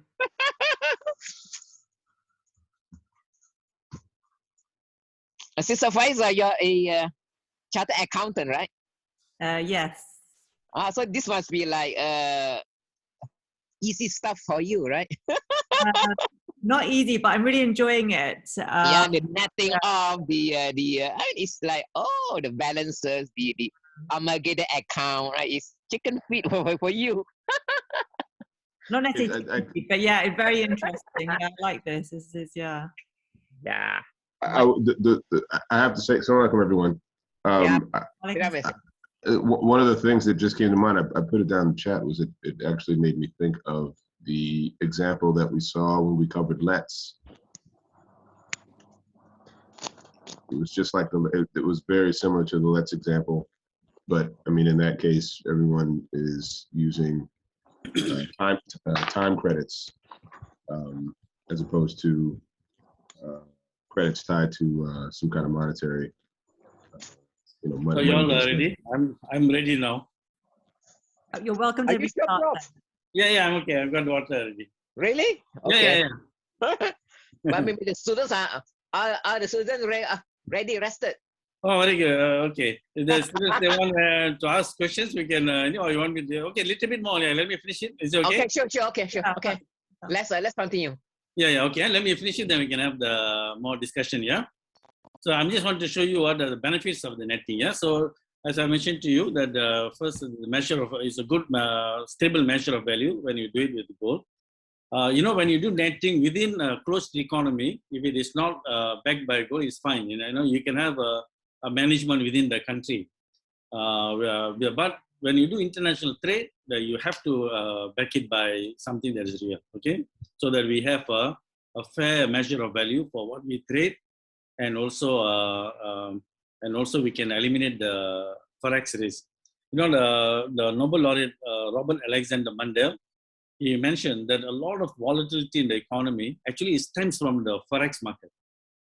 It comes from the forex market, and then it moves all the stock market and everything. Every other market is made very unstable. Yeah. So we can eliminate that the moment we go back to gold. That's why all these, even Nobel laureates, they're asking the country, even he's asking the dollar, the euro, all to be backed by gold again. Okay. You can look into Alexander Mundell, the Nobel laureate, his works on that. So there is no monopoly when international preferred currency. For example, today, when the money is entirely not backed by gold, for example, the dollar, so they can just create a dollar out of nothing. Like recently, they create almost $1 trillion of out of nothing, and they can buy your oil, they can buy these things. And anything from the international market. So you are just basically getting all this free. So that is not only true for dollar, it's also true for all currency, because all currencies are fiat. But the thing is, the advantage for the countries like US and they can actually buy things throughout the world. If our country, we create the ringgit, we can only buy things in Malaysia. I cannot even buy in Thailand, for example. Yeah. So, but once you make gold back the currency, there's no monopoly. There's no seigniorage. There's no unfair seigniorage according to any privileged party. The seigniorage is the free purchasing power you get by creating money. So it is a non-inflationary when it's gold back. The one I mentioned a few times already. And it's also stable and non-cyclical. Okay, because it doesn't create the economic cycle that you see. Why we go up and then after that we come bust, then we go up again, then we bust again. It's basically the creation of debt and the debt burst. When the debt bursts, then we go into recession. When we go into recession, then the governments will create expansionary monetary policies to push back the economy again. Then the economy goes back to the debt again. Then it bursts again. That's how we are moving, So that's, but in a real goal-based non-inflation system, we can eliminate all these cycles. Then the moment you go to gold back to this thing, it becomes similar to a fixed exchange rate regime. So in a fixed exchange rate regime, a lot of this thing of forex risk will disappear. When forex risk disappear, we do not need the derivatives markets on currency. We do not need the forward market on currencies, the futures market on currencies, and the options market on currencies. You need not actually, all right? And there will be no currency risk involved, all right? Once there's no currency risk, it eliminates the possibility for speculation and arbitrage. Remember the East Asian currency crisis that Malaysia went through in 1997-98? Malaysia, Indonesia, South Korea, and Thailand, we all were attacked by currency speculators. We lost huge amount of money, wealth. And from 1998, when the country was hit like that, we also went into political problem because of that. And it created the rift between Tun Mahathir and Anwar Ibrahim. And until today, we have never recovered from this actually. What made it possible is the fiat monetary system of speculation and arbitrage. And the currency speculators, they made huge amount of money. I have no time, if you have time, I can explain to you how do they do that and how much billions they actually got from all these countries, okay? But all this will not be possible when we go to a gold-based system, okay? And therefore, it protects the wealth of the people. You see, we lost huge amount of wealth from the currency speculators attack. But here it will protect, and also the sovereignty of nations, which is it's one of the maqasid al-Sharia. So ultimately, that's why we go back to gold-backed system. Why not in non-interest? It should be non-interest. I think that we all know. I remember so many socio-economic and environmental issues that come from interest-based system. Yeah. Let me just run through quickly. It does not cause an exponential growth in money and debt, as is the case with the present monetary system, which is highly inflationary, destabilizing, and unsustainable. Interest rate contributes to all this. Inflation, destabilizing factor, and because it creates the bubble, yeah, and also it causes because of the unsustainable. So many things, our environment, our economy, our social society, all have become unsustainable. And it does not transfer, one is non-interest, it does not transfer wealth unjustly. You know, in the present interest-based system, just by the structure of the monetary system, about wealth from the bottom, the people in the bottom rung of the economy is automatically transferred to the top people. Because they have capital, they lend out money, they have bonds and things like that. So automatically they earn wealth like that, transferred to them, the wealthy people. So when it's non-interest based, it does not transfer wealth unjustly, okay? And therefore, it does not contribute towards the widening gap of income and wealth distribution. It does not, yeah? And promotes cooperation in the economy rather than competition. You see, today's we always talk about business competition, this business must compete, you must strategize to compete. It's all about competition. But the true Islamic system, when you go into the way we design of knowledge and exchange and things like that, with Waqaf base, it becomes an economy of cooperation with social security for everyone. Okay? So that is the difference between. But the interest-based system is they promote competition. So, ultimately, it promotes stability and sustainability when it's not interest-based. And finally, what is the benefit of electronic system? I think that you all know the benefits of today's world. If you don't come up with a solution that is based on electronic, or even using, then it's no longer a solution ready. It has to be electronic solution. Because why electronic system is cheap, it's fast, it's efficient, right? Efficient. So electronic money and e-wallets. So we have in Malaysia e-wallets backed by gold. This is the way to go. And it's compatible with contemporary fintech trends, yeah? And it promotes financial inclusion. And it's a cheap and efficient way of increasing financial inclusion, yeah? And this system can be easily modified to attain a wide variety of socio-economic objectives. You want to achieve certain objectives in the economy, you can modify the payment system and these things to achieve that objective, yeah? So this is the interesting part of the electronic system. Now, this netting system something new that we are proposing? Actually, no. What I defined to you just now, it is actually is a mutual credit clearance. Mutual credit clearance, the netting system. But our system is, the measure of value is gold and it's interest-free. That is the uniqueness of our mutual credit clearance. It is the measure of value is gold. It can be anything, silver also can. You want to do palm oil also can, all these. Remember the items I mentioned? all, if an item fulfills the criteria of money, you can back it by that. So it is basically a mutual credit clearance system, all right? And the World Bank in Switzerland is also backed by, it uses this kind of netting system. And I mentioned to you commercial credit circuit in Uruguay and some of these countries, it's also a netting system.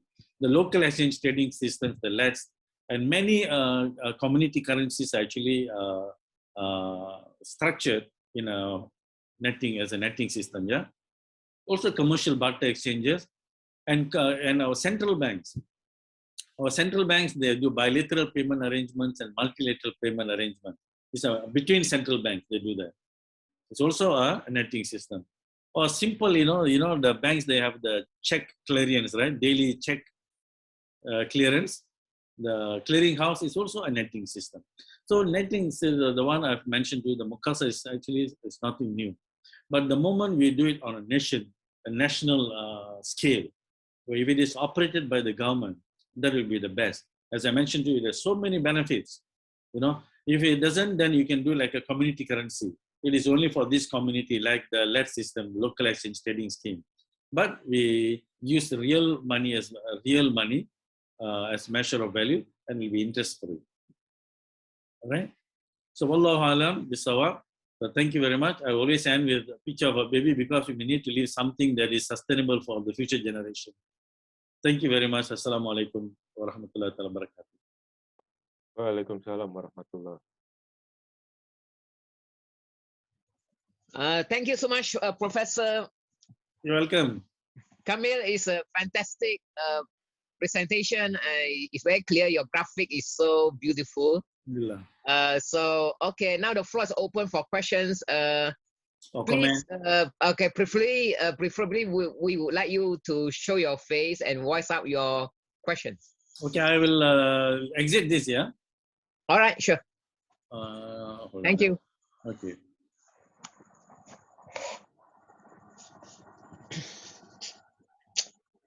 So, any comments, any questions? Do people want to raise their Can I start, Prof? Or, okay, please, yeah. Yes, Prof. What I want to say this time is about gold. Yeah, I totally agree that gold reduces inflation, but does not totally eliminate inflation, because I realized, right now without gold, inflation is like crazy because anyone can just print paper money. When we use the gold-based currency, then that kind of risk is eliminated. But it doesn't mean that there won't be any inflation, because inflation is affected by many other things, especially supply and demand. Like supply of gold will affect inflation, and then supply of the other commodities will also affect prices. Do you agree, Prof? Okay, thanks for the question. This is a very common, this thing. You see, you mentioned correctly that it is actually from the supply and demand side, price of things, okay? So what happens is that in the present system, because the system continuously creates money in the form of loan and growing, so you have a constant rise in inflation. In the real Islamic economic system, what happens is that inflation happens when the system is disrupted due to natural forces. What do you mean by, for example, let's say you have a paddy field. Yeah, I see a nice picture of paddy field behind your, yeah. So let's say you have a paddy field there, you're producing rice. Then suddenly there is a flood that comes and let's say destroys part of a paddy field. So in that period, the price of rice will go up. So when I use gold, I have to give you more gold in order to get the same amount of rice I used to get before. So in that period, there is price increase. But the following period in a normal then let's say the economy, the weather all now normal, then your supply of paddy is normal again.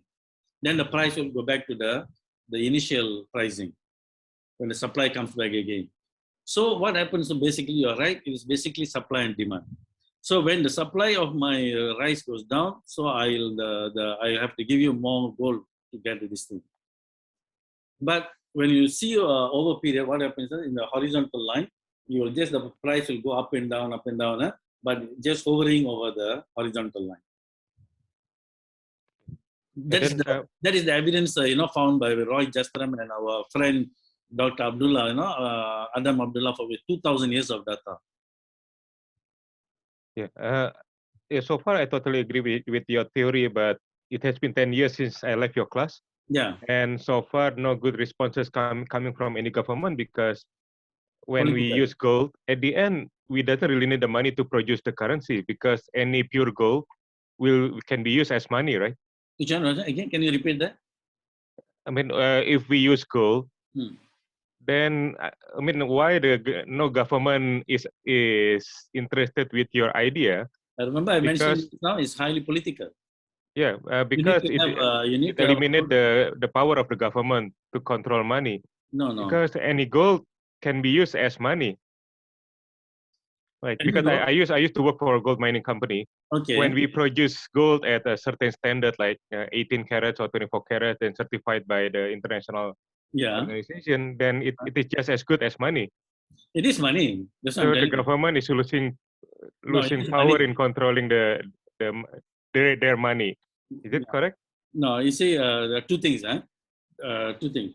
One thing is, if you go into any government, just as I mentioned to you, any government that tries to go into use gold as money is highly political.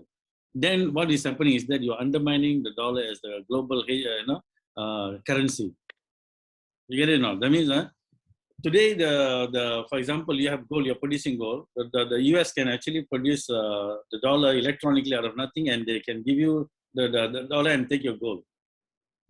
You will go under the ground, you work, and then all sweat, everything, you bring out the gold, you melt it, it's melted, and then finally they'll just give an electronic record as dollar and take your gold from you.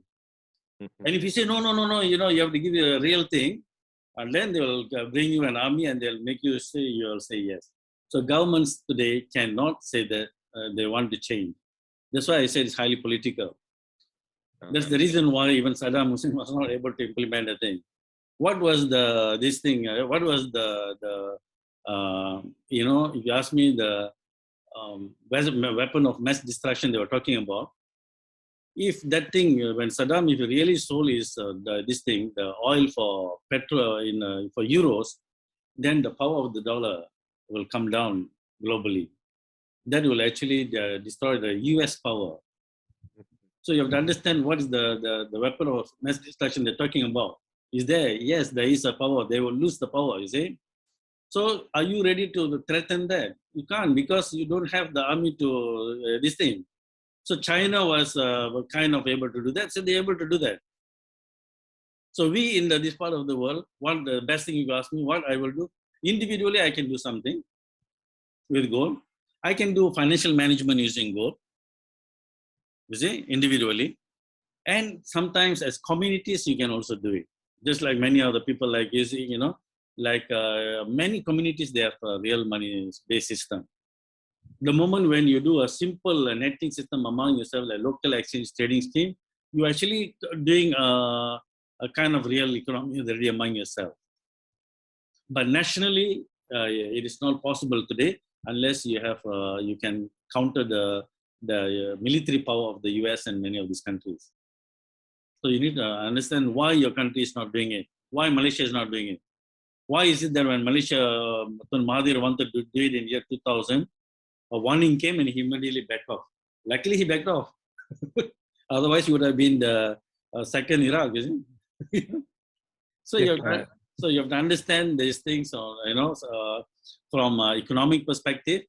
You have to understand from a religious perspective, but you have to also understand from political perspective. Just one last question from me, Prof. Yeah. Islamic finance is based on risk sharing. But what I see in Indonesia, and I assume it is also happening in Malaysia, until now, the children and the people are not trained to do risk sharing. Even lately, I realized because of the behavior of the banks, we are trained to be risk avoidance. Yeah, correct. So we are trying to be safe, not to be able and to be willing to take risks.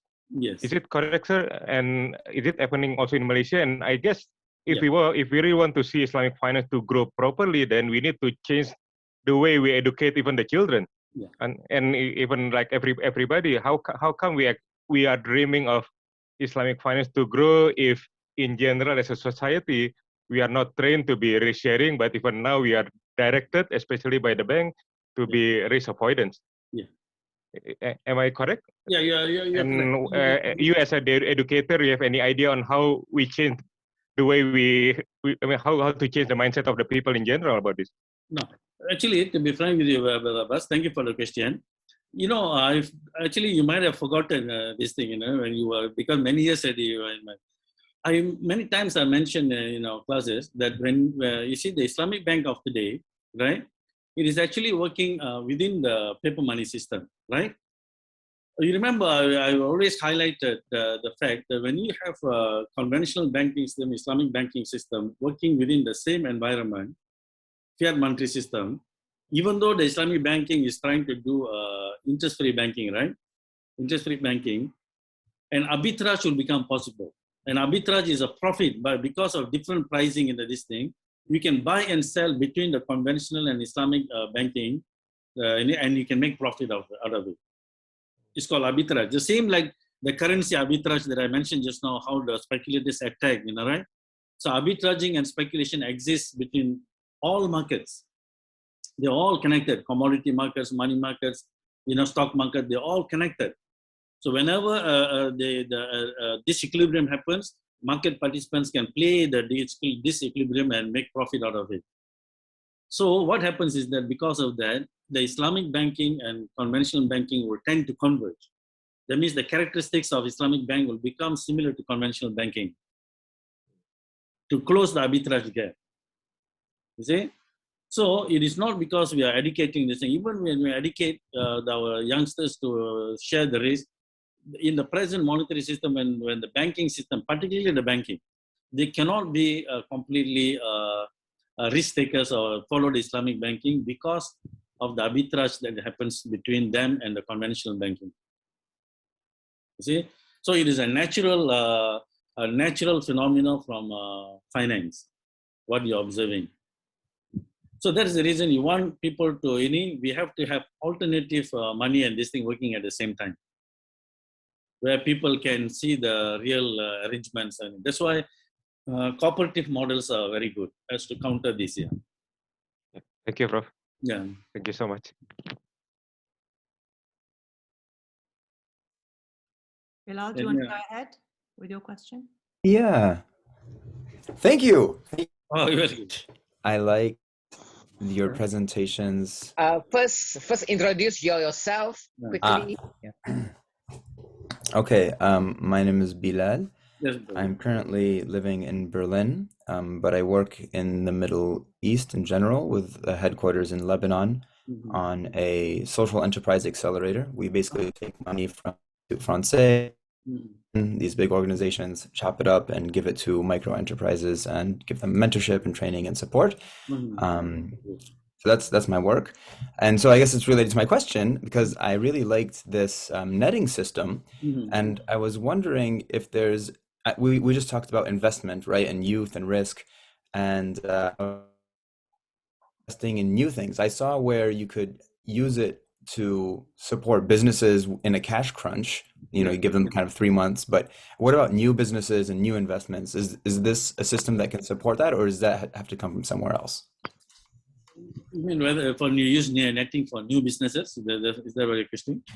Yeah, like investments, the way that I understand netting is like, this business will be able to pay back in 3 months. So let's give it money now and everything will balance out. But a new business is like, and maybe it could not. There's this risk element. And I'm wondering if it fits into the system or is there another space for it? Actually, it fits, but then the problem is this. That means someone must correctly analyze the business to see that it is able to pay in the future.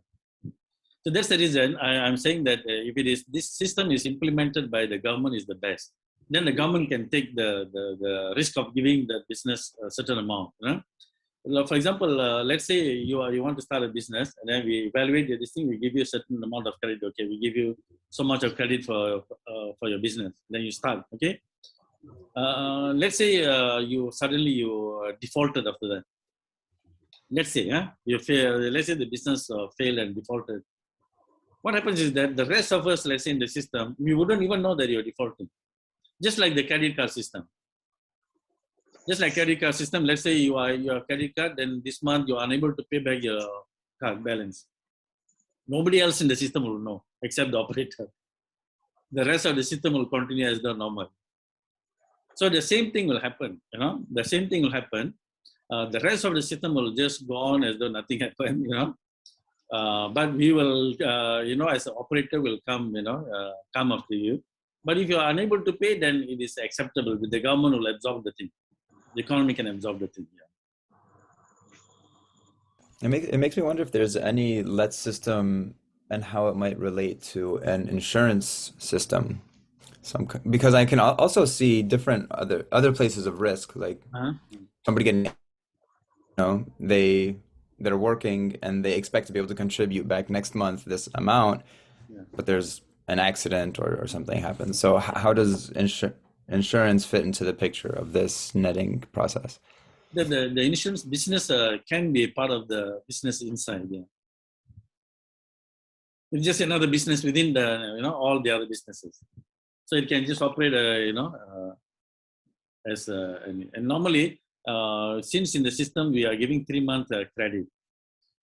So even if you are unable to pay after that, we can still wait for, you know, we can give you another month to extra, because nobody else will know we are giving you the extra time to pay. Because there will be a moral question. For example, let's say you are unable to pay, to pay the system. So we will settle the rest of the guys. You are still owing this. You are still owing the system so much of money. But the moment you pay, now the question is to whom the money actually belongs. You know, in the credit card system, the bankers will take it as though it belongs to them, even though they were actually doing debit and credit entry only. So in our Islamic system, in the netting, I believe that that money belongs to the society. So you need to give it back to the society, maybe to the orphans or those, you know, underprivileged people, you know. So that is a moral question we need to answer. That when we collect the money from you, to whom the money actually belongs to? It actually belongs to the system, not to anybody. Okay, thank you very much. I'll have other questions, but I'll leave space for others. Any other questions? Assalamu alaikum wa rahmatullahi wa barakatuh. Salam. This is Mehdi Ziad from Dubai. Welcome, brother. The question is maybe directed as well to Sidi Adi and Sidi Rhamis. It's regarding, I think, this netting system. Where I see it is that it requires a minimum critical mass in terms. It requires a minimum number of people in the community, in the system. Yeah. Be able to make that economic model work. Correct. In previous modules and classes, we were studying the chapter 14 of Dr. Mollison's book, and he was saying that communities such as intentional communities that he was describing would require a minimum of 500 members to make them economically sustainable and self-resilient. Do you have any insight in terms of how many should we be in this system to make it to have enough diverse skills and so on? You're posing this question to them or to me? I would like to hear your perspective and then their commentary on it. Okay, we did this thing, simple kind of simulation kind of thing, right? But you see, we think, you know, for about 100 businesses, but they must be connected, like a supply chain. So only when like there's a supply chain kind of thing, once we have 100, then it can very nicely, it can start working on its own. So 500, if you have, let's say, this thing, this actually is good enough. Yeah. But, you know, if 100 businesses, you said, Sidi, 100 businesses. But 100 businesses that are connected through like a supply chain kind of thing. I mean, there must be buying and selling must happen between the businesses. You cannot go and do a netting with, let's say, all fishermen, you know, let's say a cooperative of fishermen. So they're all selling the same fish. So there will be no transaction. So you must have diverse businesses that are actually buying and selling. So, you know, the best way this thing is actually to go to chamber of commerce to diverse businesses. Yes. Then you provide the netting system for the entire chamber of commerce, all, thousands of them businesses. Mm. And then there will be a very good, synergy. And then if we go to Chamber of Commerce, then we start approaching this national level where we may come out in their radar system. What we can do is that, you see, remember I showed you, even when you do netting, even without gold also, there's a lot of benefit already. Mm. Oh, So yes. At least this one is feasible. Yes. Yeah. Absolutely. So you can do the netting within the present system, but not goal-based. Mm. Only the goal is highly political. Thank you so much. So 100 companies at least. Dr. Adi Sidi Rhamis, inshallah, we can reach this number one day. Inshallah. Can we have IG Chamber of Commerce, inshallah? Inshallah. But I think just generally, I think everything that I heard here, that what immediately came to mind was the LETS system, and I'm glad you mentioned. I saw LETS mentioned in the slide, but that point about the diversification of products and services, yes, right, that would be a part of this netting system is, that's the critical piece, because you have to imagine that you're basically building a body. yes, And a body has different organs in order for the body to function as a body. And similarly, the economy is a body that is comprised of a variety of different products and services, or at least possessing the capacity to provide those. correct. And in lieu of, say, you may have situations where you don't have access to legal tender in order to exchange for those goods and services, as long as you have a means of accounting Yes, for the transacting of the provisioning of those goods and services, you're fine. yes, And I think this is the thing that most of us are just simply not accustomed to, is how do we figure out how to account for the transacting of the goods and services? Once we get that, under our belt, once we can kind of imagine how that can take place without having to use money, then we're off to the races. correct. Right. Then we can do whatever we want. Yes, that's exactly what netting is. Siramis, please show your face Sorry. I didn't realize I had another camera on. Siramis is my co-teacher and the founder of this whole game. Nice meeting you. Good morning from the American West Coast.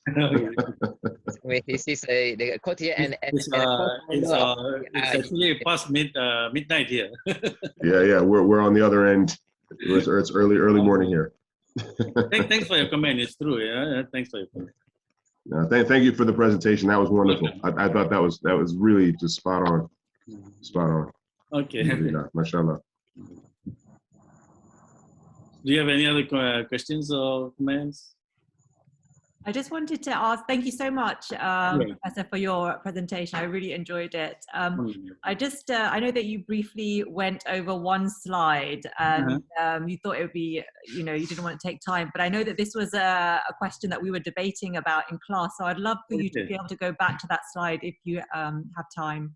Okay. Just sort of discuss that, because it was a contentious little kind of discussion we had. Friendly, contentious. But yeah, it'd be nice to have your views. You want me to go ahead? Let me share the slide again. Sure. Okay. Is it about the Bitcoin thing? Yeah. Oh, the Bitcoin. Okay. Oh, this is gonna this often starts fights. We thought we could finish the session with a big bang, like a little bit of conclusions. Yeah, this one, huh? This slide, right? Yes, that's right. Yeah, this one. Yeah. Okay.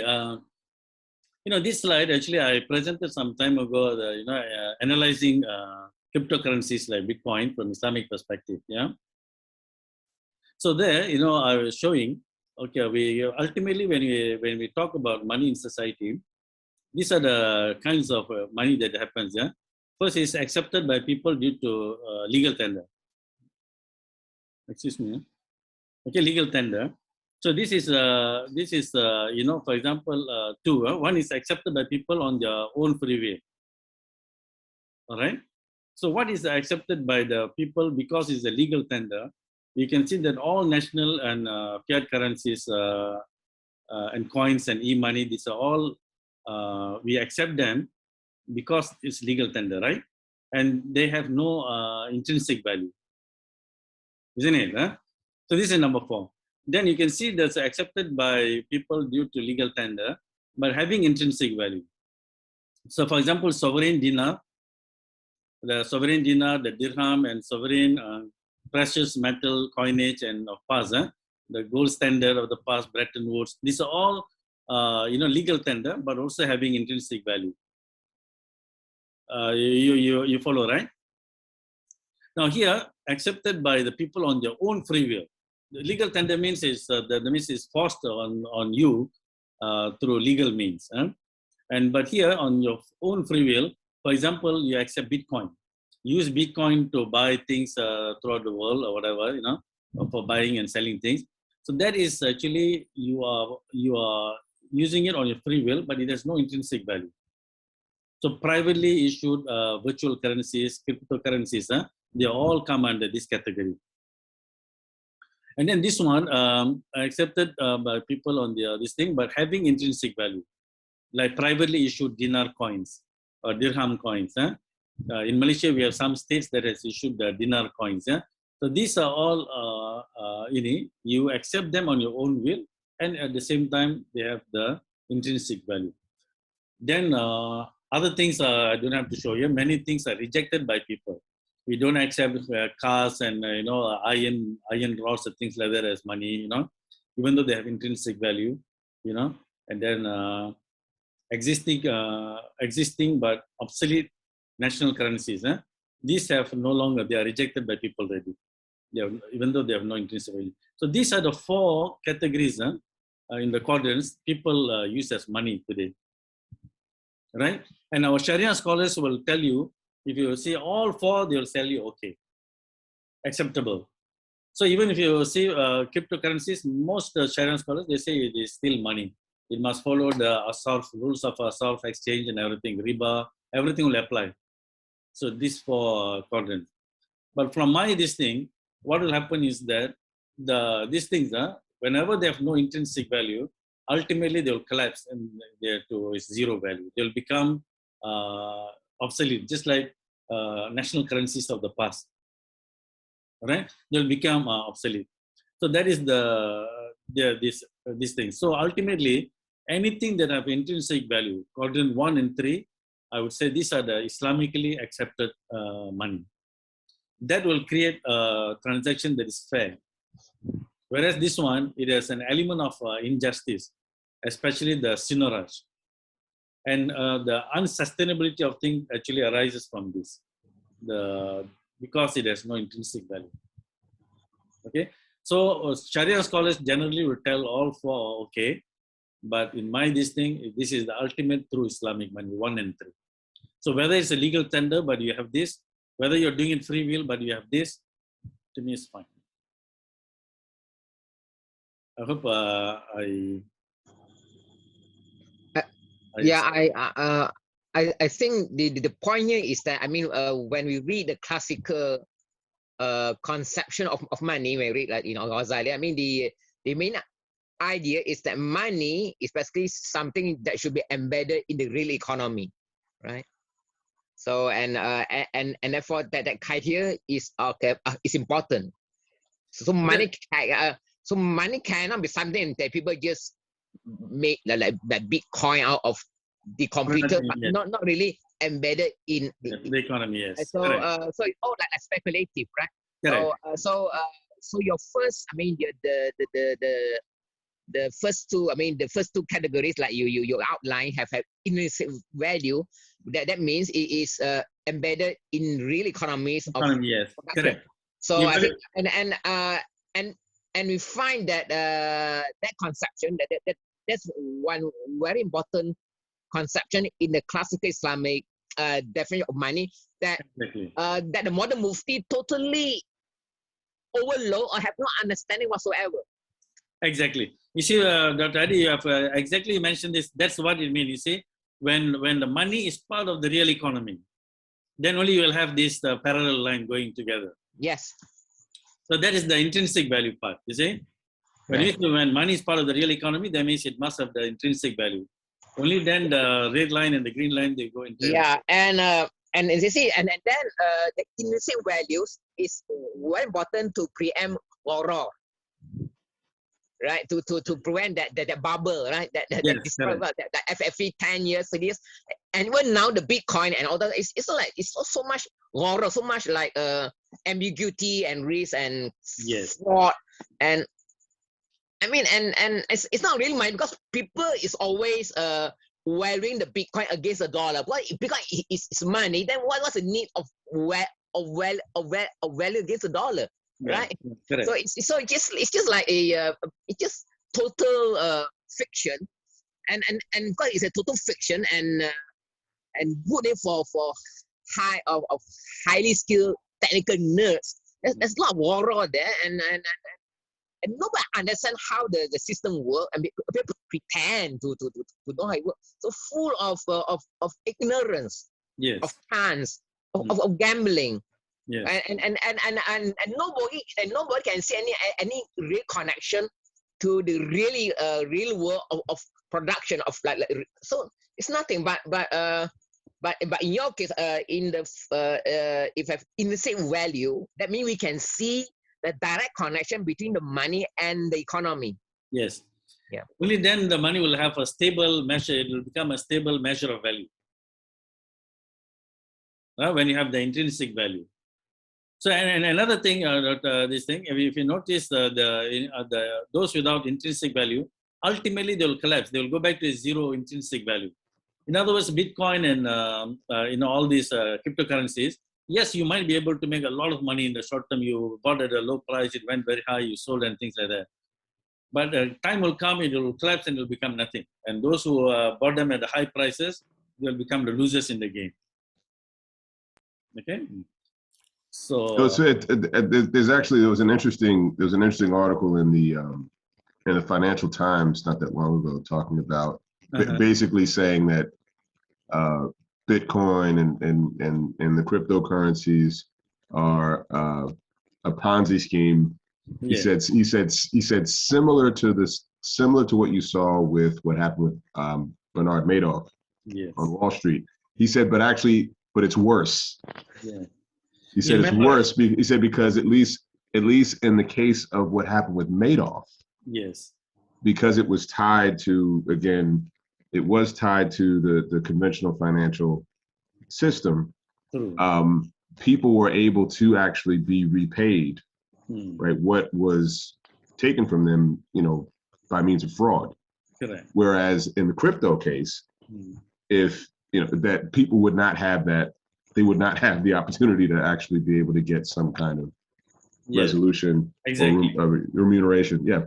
Yes, that's because it's not issued by any single party. You can't take it anywhere. You cannot go to the police and make a report. So this is the thing with Bitcoin.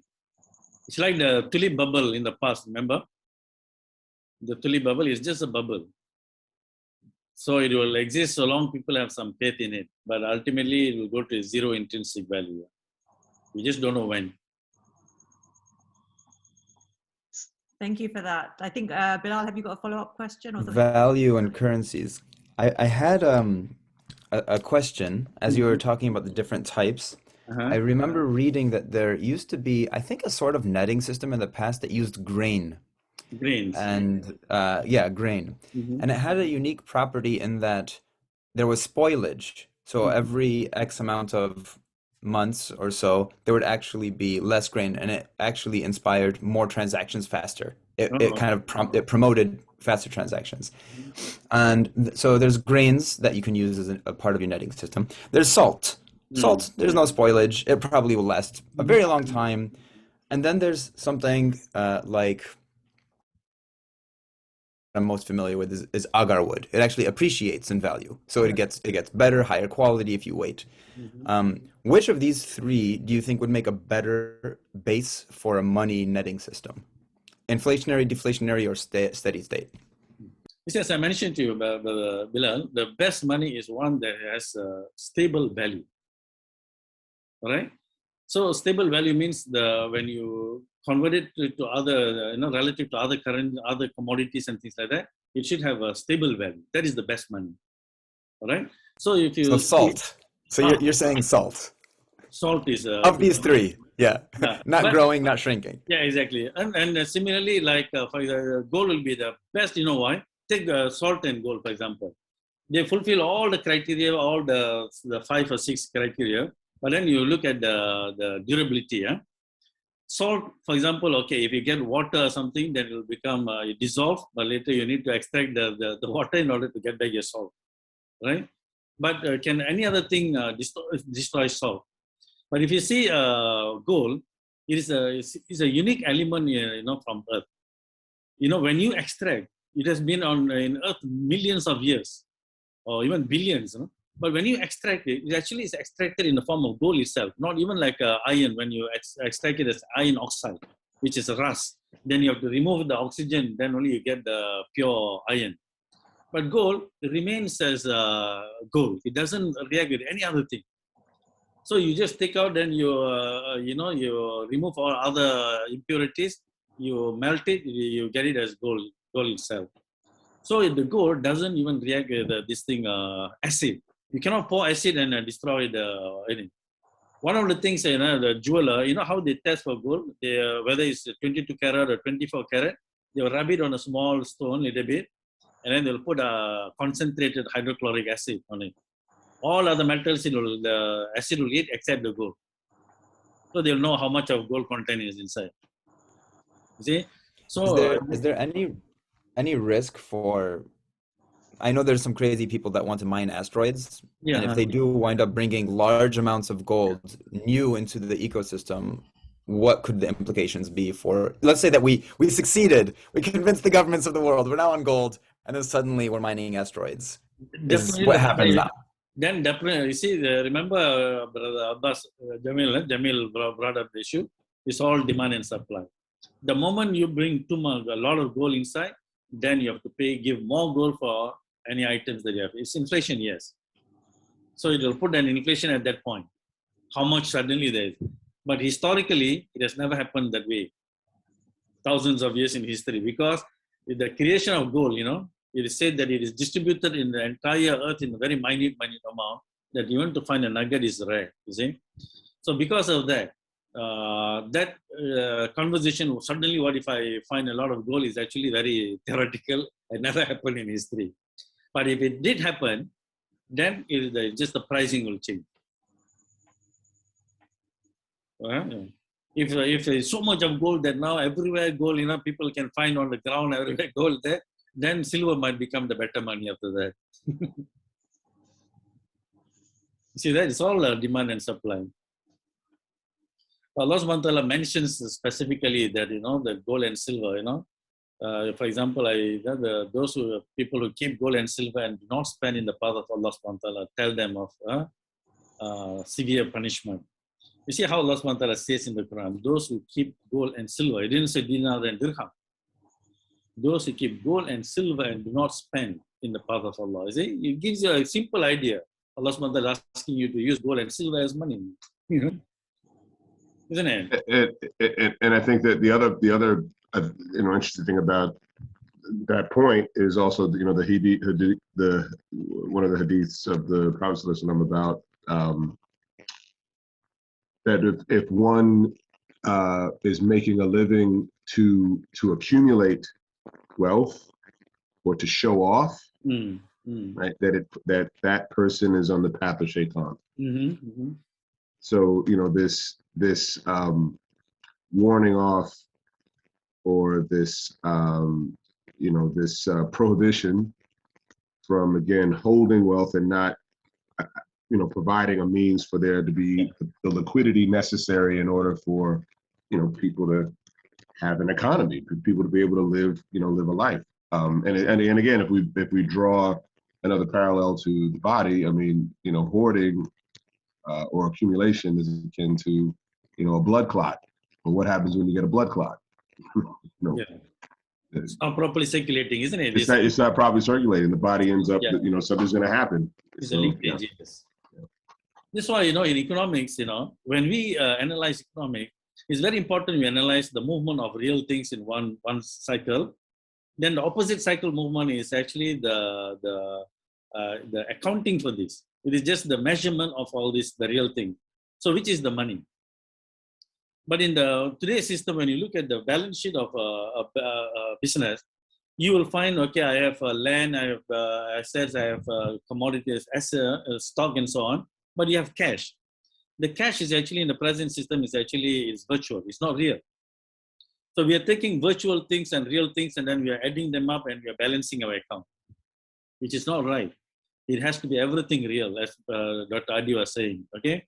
So we need to observe the movement of money as the one that provides the liquidity for the movement of the real thing. We need to keep them separated.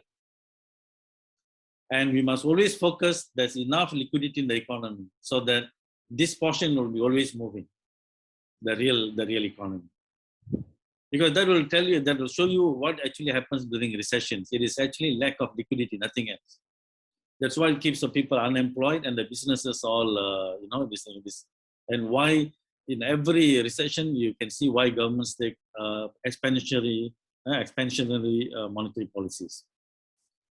Okay? So the netting system provides all the liquidity that's needed all the time.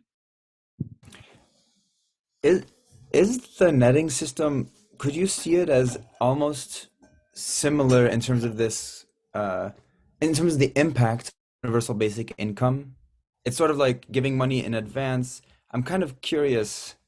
You mean the universal basic income principle? Is that what you're talking about? Yeah. The idea of just giving people money, and it's like pre-accounting. It's adding credits to people. So I'm just wondering about these two circles and how UBI differs from netting. There's a slight difference, Mr. Brother Bilal here. The difference is in a netting system, it's a credit given to you. Okay, you can spend, yes, you can buy things with it, but we also expect you to provide goods and services to others so that a netting can take place. But I think UBI expects that as well. They just like pray that their education system was good enough, and they're like, okay, you know. UBI is a transfer payment. You're getting something for which you do not have to give back anything. It's like, it's a transfer payment. Which I'll agree if you want to give it to the low-income group people. I think in the experiments where it's worked, it was in communities that were already privileged. So I know there were some UBI experiments in Silicon Valley. There's one here in Berlin. And I think in the Nordic countries also have some UBI experiments. And they work probably partially because of their educated communities. Correct. Well, Bilal, even, you see, remember I mentioned three things. One is the education that creates skill and so on to create an Islamic economic system. The second is our monetary thing. The third is the wakaf-based system, like what Brother Jamil was all they are doing in Indonesia, right? The third is under the third one, when people contribute wakaf and then the wakaf assets are actually invested, the wealth that comes from it, it can be used to finance the basic income, especially for the low, underprivileged communities. So I have a model these things where the wakaf system, where you also have the UBI for the embedded within the Islamic system.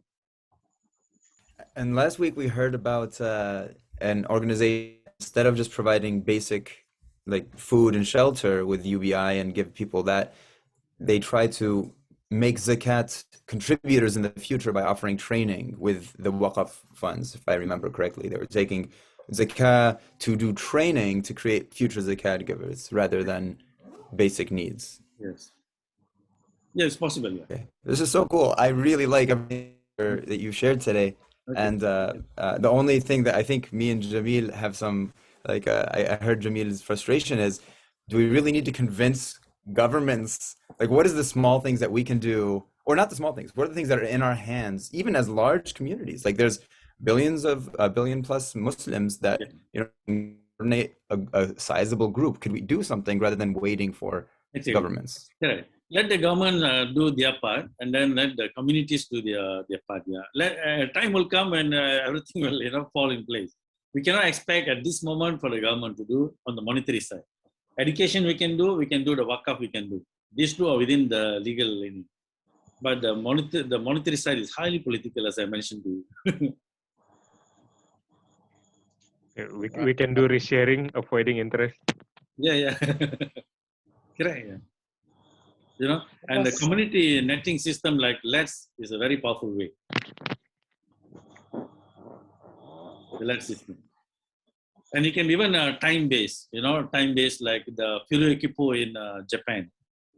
Furyo is, for example, in China, in Japan, they have this aging problem, right? Aging problem. People are becoming old and they need people to take care of the elderly. So what, for example, let's say my mother is in another state in Malaysia. I can provide, services to old people in my state here in Selangor. I can, let's say I give them 5 hours of service. So I will have 5 hours of credit. So someone in northern state where my mother lives can give a service to my mother and take my credit away. So Japan has a system like that. So let's say I don't have a mother anymore, but let's say I go and help someone to do that help. So I've accumulated 100 hours of service. So later during my old age, I can use that to get services from others. So this is also a netting system, but netting system of services very focused on helping the elderly. So it's called Furyo. These are all real money systems actually. I'd like to hear about the way that you determine the credit in the nets system, because I didn't really like the time banking process, just because it's like, as a business owner, I don't like paying people for time. Yeah, I just feel like we should be incentivizing outputs or creativity or doing things in new ways to create efficiencies rather than, okay, if I can drag this out for a really long time, I get X amount of credits of hours. I know that people are better than that, and we want the Let's system to be, inspiring and full of positive people who try to do things effectively. But I'm curious about the credit system in the nets that doesn't base things on time. Yeah. You said that you would mention it later. Correct. For example, let's say your income, monthly income is, let's say, 10K per month, right? That's you're working and you're getting salary 10K.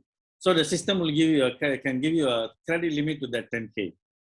Because if you spend 10K of this thing, you'll be able to settle it. That's an easy way to say it. Just like how the banks, when they decide, or credit card operators, how they decide how much of credit to give you, right? First one is for individuals is salary. For businesses, like we mentioned here, it is actually their monthly sales or quarterly sales they make. It is the sales that are going to net off between the parties. So it would be salary minus all necessary expenses, whatever, correct. Like rent and food and everything. Yes, correct. I just want to add a bit about the time. I see when the time-based LED system, like in Japan, I mean, it's not only time. It's actually the time is like a unit of measure of labor. Correct. Well, but it's actually like labor exchange. So it's not about time. It's about a so it's actually measured. The time there is not a unit of measure of a. So it's just unit. It's okay marked for you. Okay, unit of labor. So people are not paying for time. You're paying for labor. Actually, Dr. Adi, you are right. It is netting of labor. But because the labor is very standardized here, that's basically you are helping the elderly, not anything else. So because of that, we can use the time. They are using the time. For example, let's say you want to do, let's say, labor between here where, let's say you want to do time netting. Where one is a heart surgeon and another, let's say, a sweeper. You cannot minus net of 1 hour of heart surgeon's time and 1 hour of this thing, because the heart surgeon has invested years before he become a heart surgeon. So all those labor must be accounted for. That the investment he did has to be accounted for. You see, so that's where you cannot. But here it's because of similar, almost homogeneous service, so it is measured in time. Maybe when figure out a system like a time system that can kind of like kind of account for different services. No? If, Correct. Yeah. I think we can figure out a way, like When it's different services, just use gold. Finish. okay. Yeah.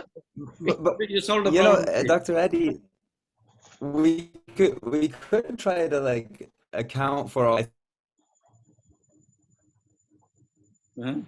Oh, Bilal, you're hanging already. Yeah, I mean, yeah. So of course, like certain services, they are like incommensurable. I mean, you cannot compare a sweeper and with a heart surgeon, because it's like you, unless you have like a common measure like gold or something. So I mean, so it's all up to our creativity. You do more research. The best finance brain just go into this rather than go off and working for Wall Street. Why don't they put their minds to make it more and more efficient, more and more successful system, right? I just realized our friend Justin also here. Yes, yeah. Very present. Brother Justin, you're there. Assalamualaikum. Waalaikumsalam. Yeah, show your face, please. I'm half awake. Sorry, I'm half awake. A close friend and big supporter of the IG, the pioneering supporter of the IG, and a founding member, or maybe a board member of the MMJ, a very important member of the movement of monetary justice. Yeah, sure. Assalamualaikum, Justin. Waalaikumsalam, brother Sidi. How are you? I'm doing well. Good to see you. MashaAllah. Alhamdulillah. These are the brothers who really set up the movement for monetary justice. Right. And very okay, brother Adi. I think it's only 12:50. Yeah, sure. Okay. Bye. Thank you very much for giving me the opportunity. And all right. Thank you. I just like to make. I don't know whether I should make the announcement, but never mind. Later on. Okay, inshallah. Thank you so much. And inshallah, we'll be having you again soon. Next, maybe after Ramadan, because it's so important your presentation in giving Muslim monetary literacy, right? Okay. To understand how the money works and how the money must be connected to real economy. And that's so important. And in fact, Imam Al-Ghazali in his in book 13 of the Ihya, there was a section in which he says that people who like merchants and businessmen, they must know the science of money. Yeah, he did say that like explicitly. People everyone who trade, even like you go and buy and sell, everyone who trade must know the science of money, must learn the science of money. Yeah, insights are amazing actually. Yeah. So inshallah, we'll be having you and often, and inshallah, I think that the whole world will benefit from you. And because you are only person, a Muslim whom I know who is able to present like proper presentation of money, but the rest are non-Muslim. Alhamdulillah, what you do is how to see how all these things can fit into your IGE, you know, and like what Brother Abbas, Kameel Abbas doing, how to see how it fits into the model. Very nice. Yeah, sure, and that's where the money system, that the Islamic money system that you presented fit into all this and make everything run. So we need the oil, we need the lubricant, and the lubricant is the money system. Yes, so without that, the IG, I mean, it's just like a static thing. It's like a car with no petrol. So alhamdulillah, thank you so much, and shukran jazilan. Inshallah, shukran to everyone. Thanks for Thank you. Jazakallah khair. We really appreciate it. We'll meet again. Thank you. Inshallah. Thank you so much. So clear, so concise. I love how you spoke. Thank you so much. Hey, Dr. Eddie, did you give everybody the news? Did you tell everybody the news about the news we got a couple of days ago? Oh.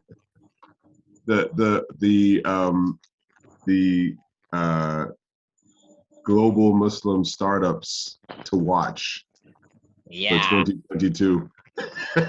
Yeah. So I don't. Yeah. Did he tell you? Yeah. Mohammed actually found that bit of information and we circulated it on our internal WhatsApp group. So we were very, mashallah, really pleased to see that. That was lovely. Yeah, that was a surprise because the thing that immediately came to mind was, oh, we're a Muslim startup. Yeah. I mean, the best part was it says funding undisclosed. Yeah, funding undisclosed. I like that. That's something like sneaky, like it was funded by the CIA or something, no, or by Mossad. Yeah, that was probably the one of the funnier aspects of the story. But yeah, that was one of these really great unexpected surprises. Global Muslim startup to watch for 2022. So and you're all involved. You're all involved. I've talked to Professor Kameel about the possibility of him offering like a proper course, like maybe a 10-module course on Islamic money system. Inshallah, post Ramadan. Yeah, inshallah, I think that's something that I've arranged for him to do, because this topic of payment system is so important, and I think we need a proper accessible technical course. I mean, like a more detailed course. But alhamdulillah, I think the slides were like fantastic. It's 60 slides. I think that's a good mapping of the Islamic payment system. Yeah, it was a really great presentation, actually, mashallah. It was really good. And I actually, some of the concepts I've come across before only because I have listened to Yusuf Jar's Story of Riba series, and I'll have to share it with you, but I think that that's also a really nice, simple way of explaining the problem of a riba-based system. And he also brings a historic dimension as well, how within history, the wars have been funded through riba, and so it just basically really clarifies why riba is so evil, because of the historic kind of implications of it in the world, and it charts out that aspect as well. So I think it's a really so Yusuf Jar was with us today this evening, so he was sending his salams to you, Dr. Adi. But yeah, oh, you're on mute. But yeah, I think that aspect of his kind of, he gave it his, I mean, I liked his Story of Riba. That was a nice kind of introduction to Islamic kind of, just that mode of thinking. Yeah, and our view is comparable to like some people in the West, like Margaret Kennedy, like whom we mentioned last time. Interest and inflation-free money. I was mentioned in the module on money, module 10. Right, sure. Right, yeah. But yeah, great. So we're basically at the top of the hour. So thank you so much. Shall we? Yeah. Again, next week, inshallah, we'll have Mr. Zainal Abidin Kaji, the CEO of Alcaf South Africa. Inshallah. Well, I think he's an early supporter of the IG. In fact, South Africa was the first nation to support the IGE. That was like 10 years ago. All right. Thank you. So inshallah, we'll see everyone next week, inshallah. So this will be at the later time, 1 hour later, like normal time. Yeah, it's at normal time. Normal time, inshallah. Okay, great. All right then. Thank you so much. Shukran. Assalamu alaikum. Okay, Thank you, everybody. Salam. Yeah. Wa alaikum salam.